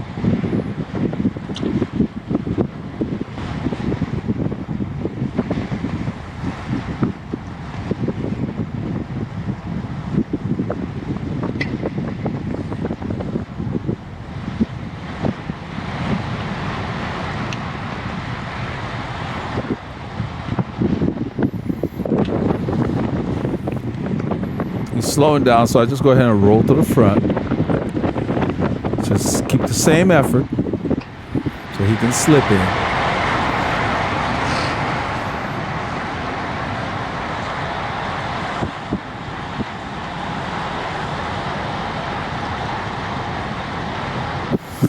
And this is the same range of zones that I was struggling with last Wednesday. So depending on the character of the ride and whatever else is going on with you, every ride is a different animal.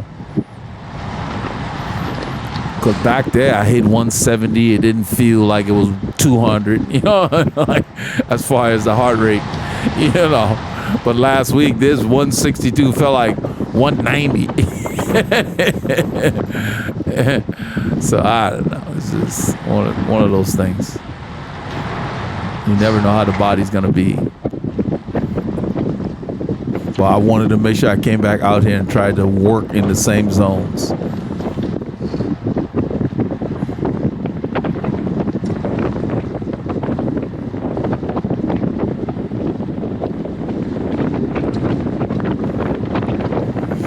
Right here, I was feeling really good. I was enjoying the ride.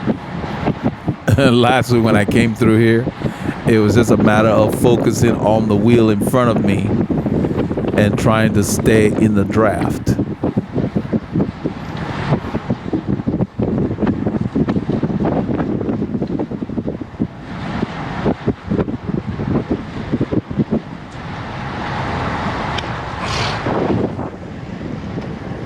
There's 4 of us. So Steve is here. That's Steve back there. The road kicks up, I downshift and raise my cadence a bit. Just kind of keep the impetus.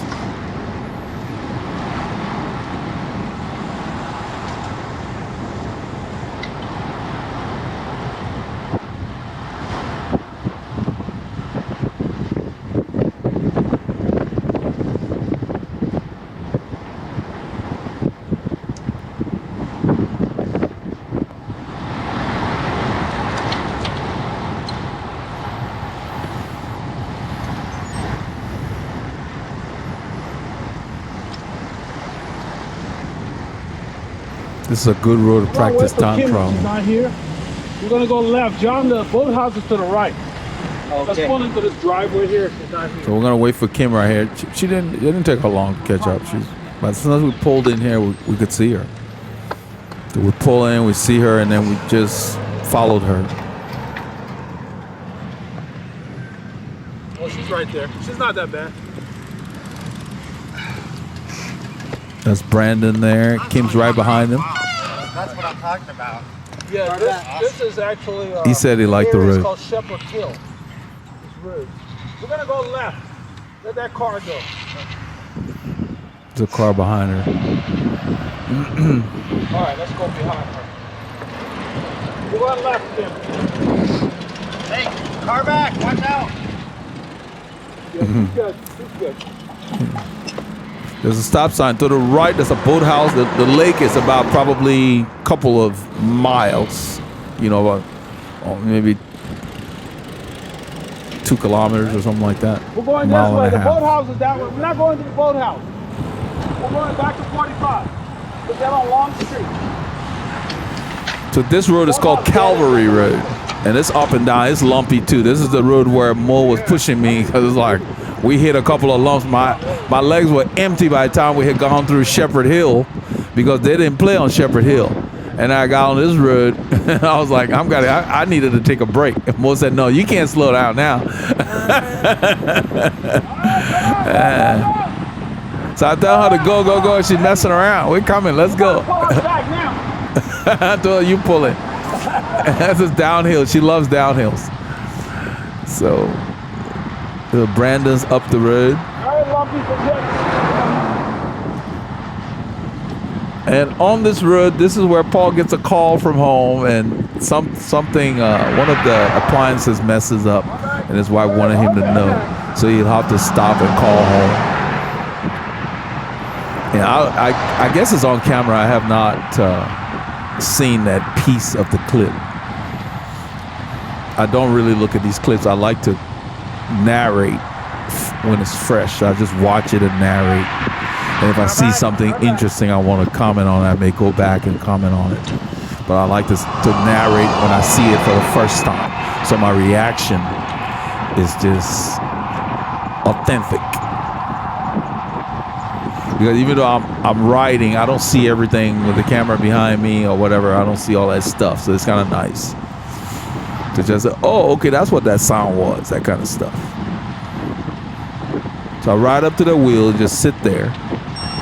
And on this road, you can kind of see, this road is busier than Shepherd Hill that we just left, that we turned off of. This is busier. This is going to Interstate 45. So it has a slightly higher volume. So you have more cars going by. I think even Long Street is busier. Shepherd Hill is much quieter.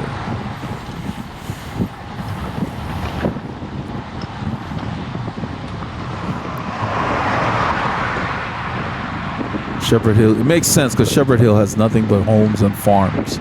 This road has some farms, but it's got gas stations and other things, and is directly taking you to Interstate 45, one of our most heavily traveled roadways.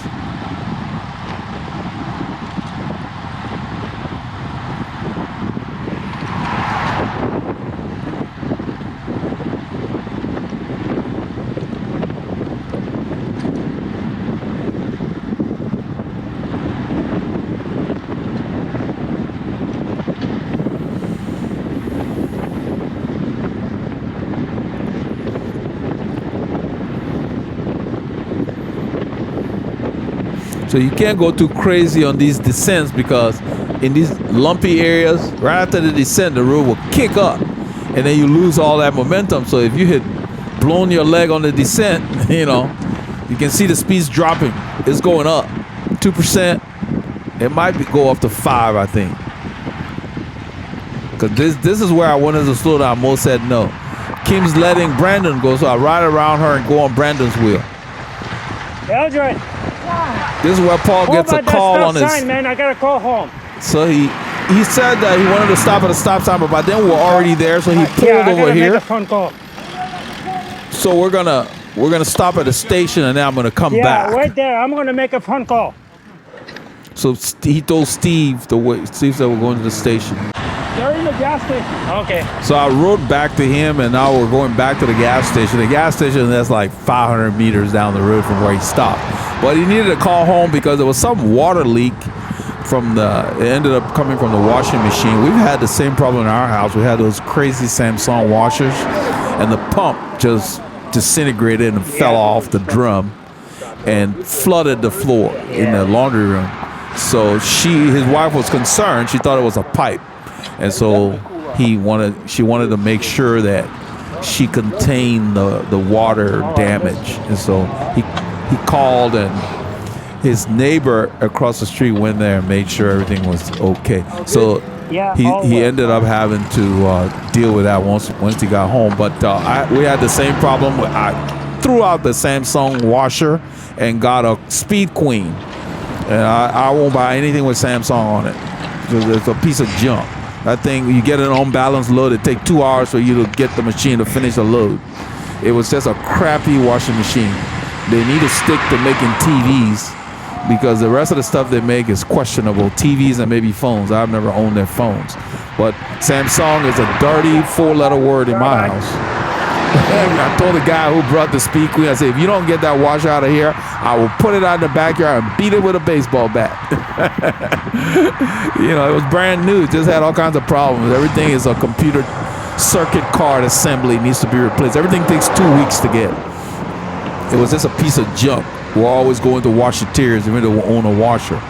So after getting the Speed Queen, it works like just solid appliance. You know, I think it's made in Indiana or something. There's no computer, there's no music, just dials. You turn them, turn it on. 20 minutes later, stuff's done. There's no chime or music playing to let you know when there's no symphony playing at the end of the cycle. They put all that crap on their stuff and it's just breaking all the time. So yeah, so I will not buy any appliance with the name Samsung on it. A bunch of paperweight. So what the one Paul had as a good quality, it was a Kenmore. It's just 12 years old, so it just aged. It was time, because he said he had repaired the same part before. So it's just time for a replacement. But his wife didn't know where the water was coming from, and down here some of the stuff, depending on which room it's in, the water can damage stuff. So it was all good, because the room that the washer was in is a tile floor, so there was no water damage. But she wanted to make sure that it was contained, because she didn't really know where the water was coming from. And the funny thing, I went home, I told my wife about it.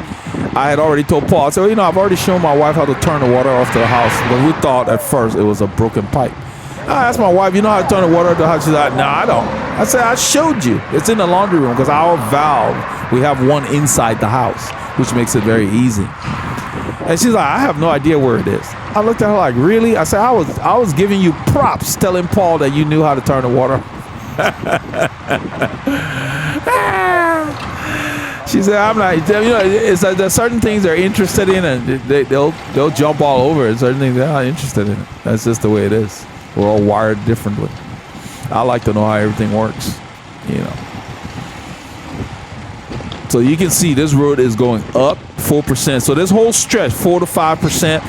The funny thing is, we're going to get on a feeder now, which is going to look flat, but it's going to have 4 and 5% kickers. And when I came with these guys, after riding through here, Mo was pushing me from time to time. When we got on the feeder, I'm expecting to get a break, and then things start kicking up again. I told him, I said, man, I got to back off. Because, my legs were like, they had enough. And then so they waited around the corner, and then we got on Long Street and went back to Taco. But it was just brutal. It was good to come back out to, quote, the scene of the crime. So I got to really enjoy the terrain on this ride. But this is not a course for the faint of heart. We did almost 800 meters or so of climbing. It's a lot of climbing. Almost 3,000 feet by the time you're done. So Steve is pulling up there. This thing is just going up. Between 3 to 5%. Just leveling off a little bit here. I think I might be pulling. I might be at the front. Yeah, I thought Steve is behind me. I think Steve's on my wheel.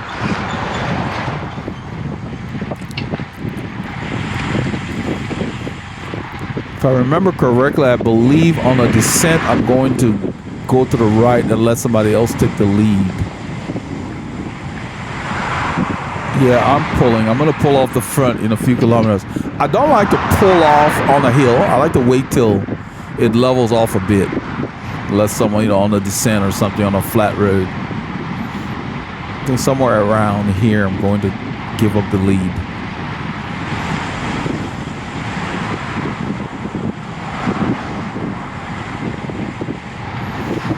It's a good course, but this stretch is very busy. Everybody's going to the highway. People coming from the boathouse that we didn't turn to, going out to 45, go about their business. Right here, I'm going to pull off. I'm going to wave Steve up. Just sit on the white line.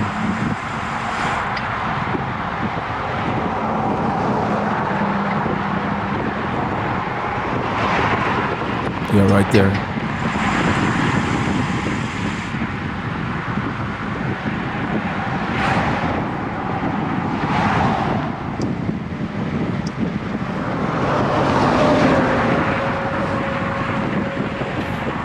So you got to make sure you don't slow down too much.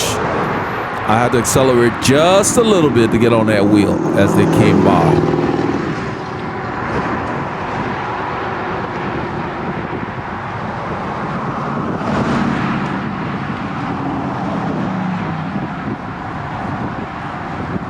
The road's kicking back up. You can see it, and it's long. It's between 3 and 5% here.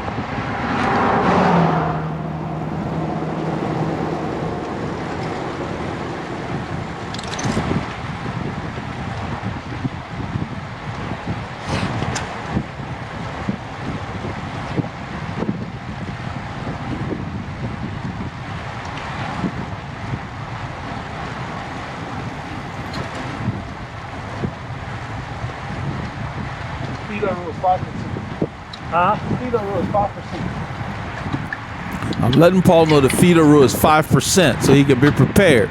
He hasn't been out here in a long time. We came out here a long time ago when we went to the boathouse.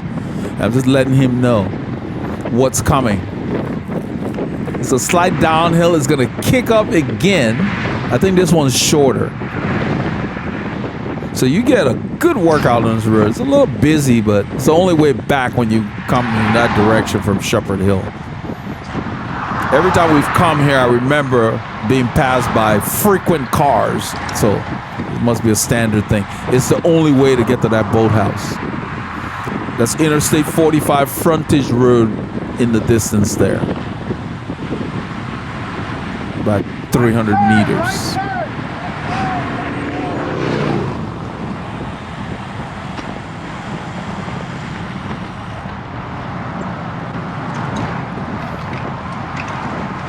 So you turn on the frontage road and you're thinking, oh, I'm going to get a break. See, it says immediately 1%. It's a false flat, and then there's sections where it's going to kick up 4 to 5%. It does that twice for a decent amount of time. And when you're hurting and you come on a road like this, it's tough mentally. I'm pointing it out to him.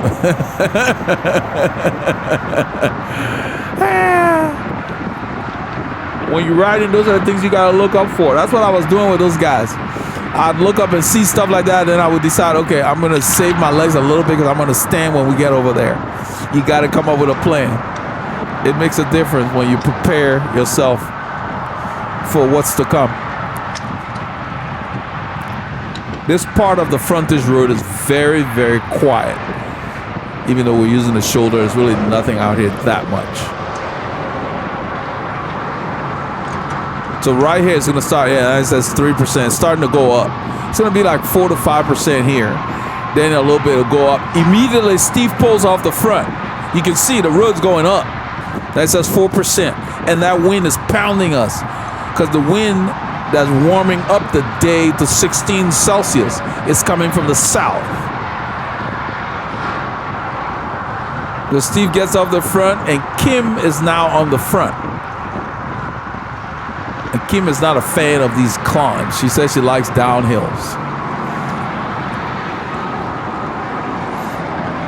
Because she had told me that, oh, we're getting her out of her range. Like she has a prearranged range for her power meter, power numbers or whatever. I told her, forget your power meter. You just got to do what you got to do. This is when we stopped in Willis. I said, stop looking at your power meter. Just listen to your legs. Because if you want to hang with a group, you got to do what you got to do to stay. Doesn't matter what your power meter's saying. I thought you get home, you can look at that stuff. Right now, it doesn't matter.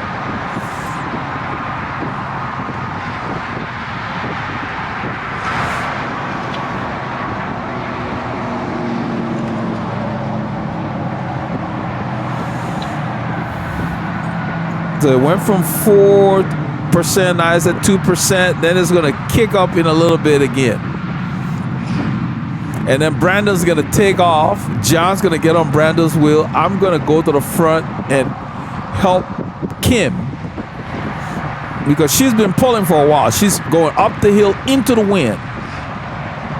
And she's got a nice rhythm, you know.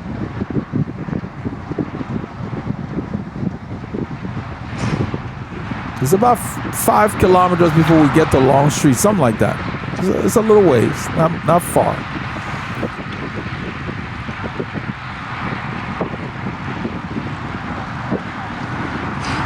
The road goes up here, so they go up. I'll go ahead and give her a push.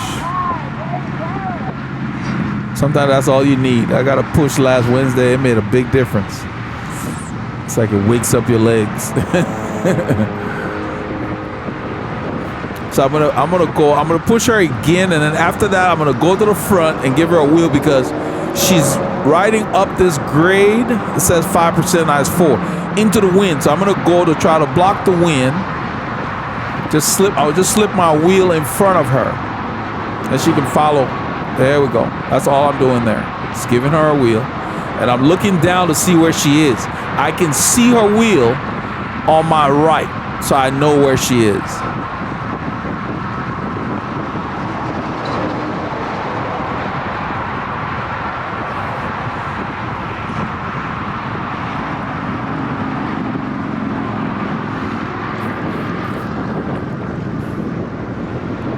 Steve out there, he's doing his own thing. Steve's like, you guys are nuts. I'm just gonna ride in. We're gonna regroup in a little bit. And that's what I mean, that this feeder road is very deceiving. After all back there, when you come here, you think you're gonna get a break. And if you've talked yourself into taking a break, when you hit the feeder road, it surprises you because you don't get a break. So it's leveling off here. In a little bit, Paul will come around. I'm trying to just keep the pace even for her.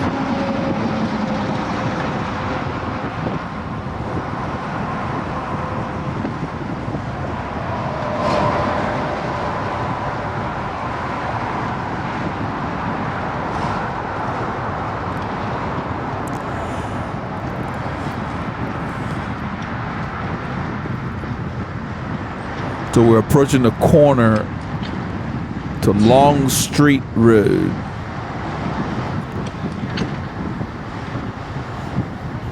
Long Street Road will take us back to 1097, which we use to cross the lake and get back into Montgomery County.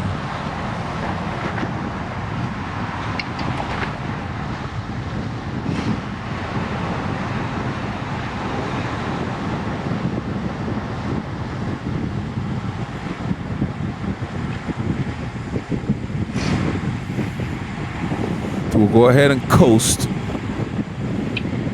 to let Steve and Kim catch up.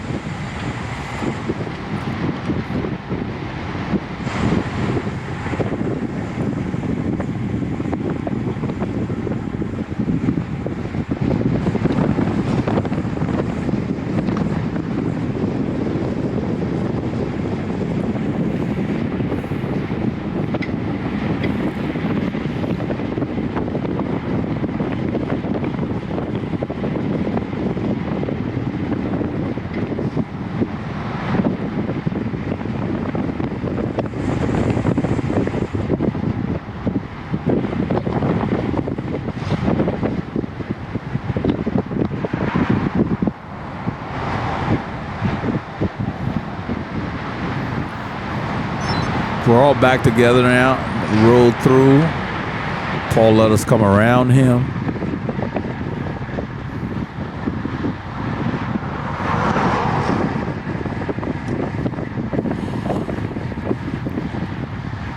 So I don't know what you did on Saturday, but this is part of what we did with our Saturday. Remember, get your K's in and keep the doctors far.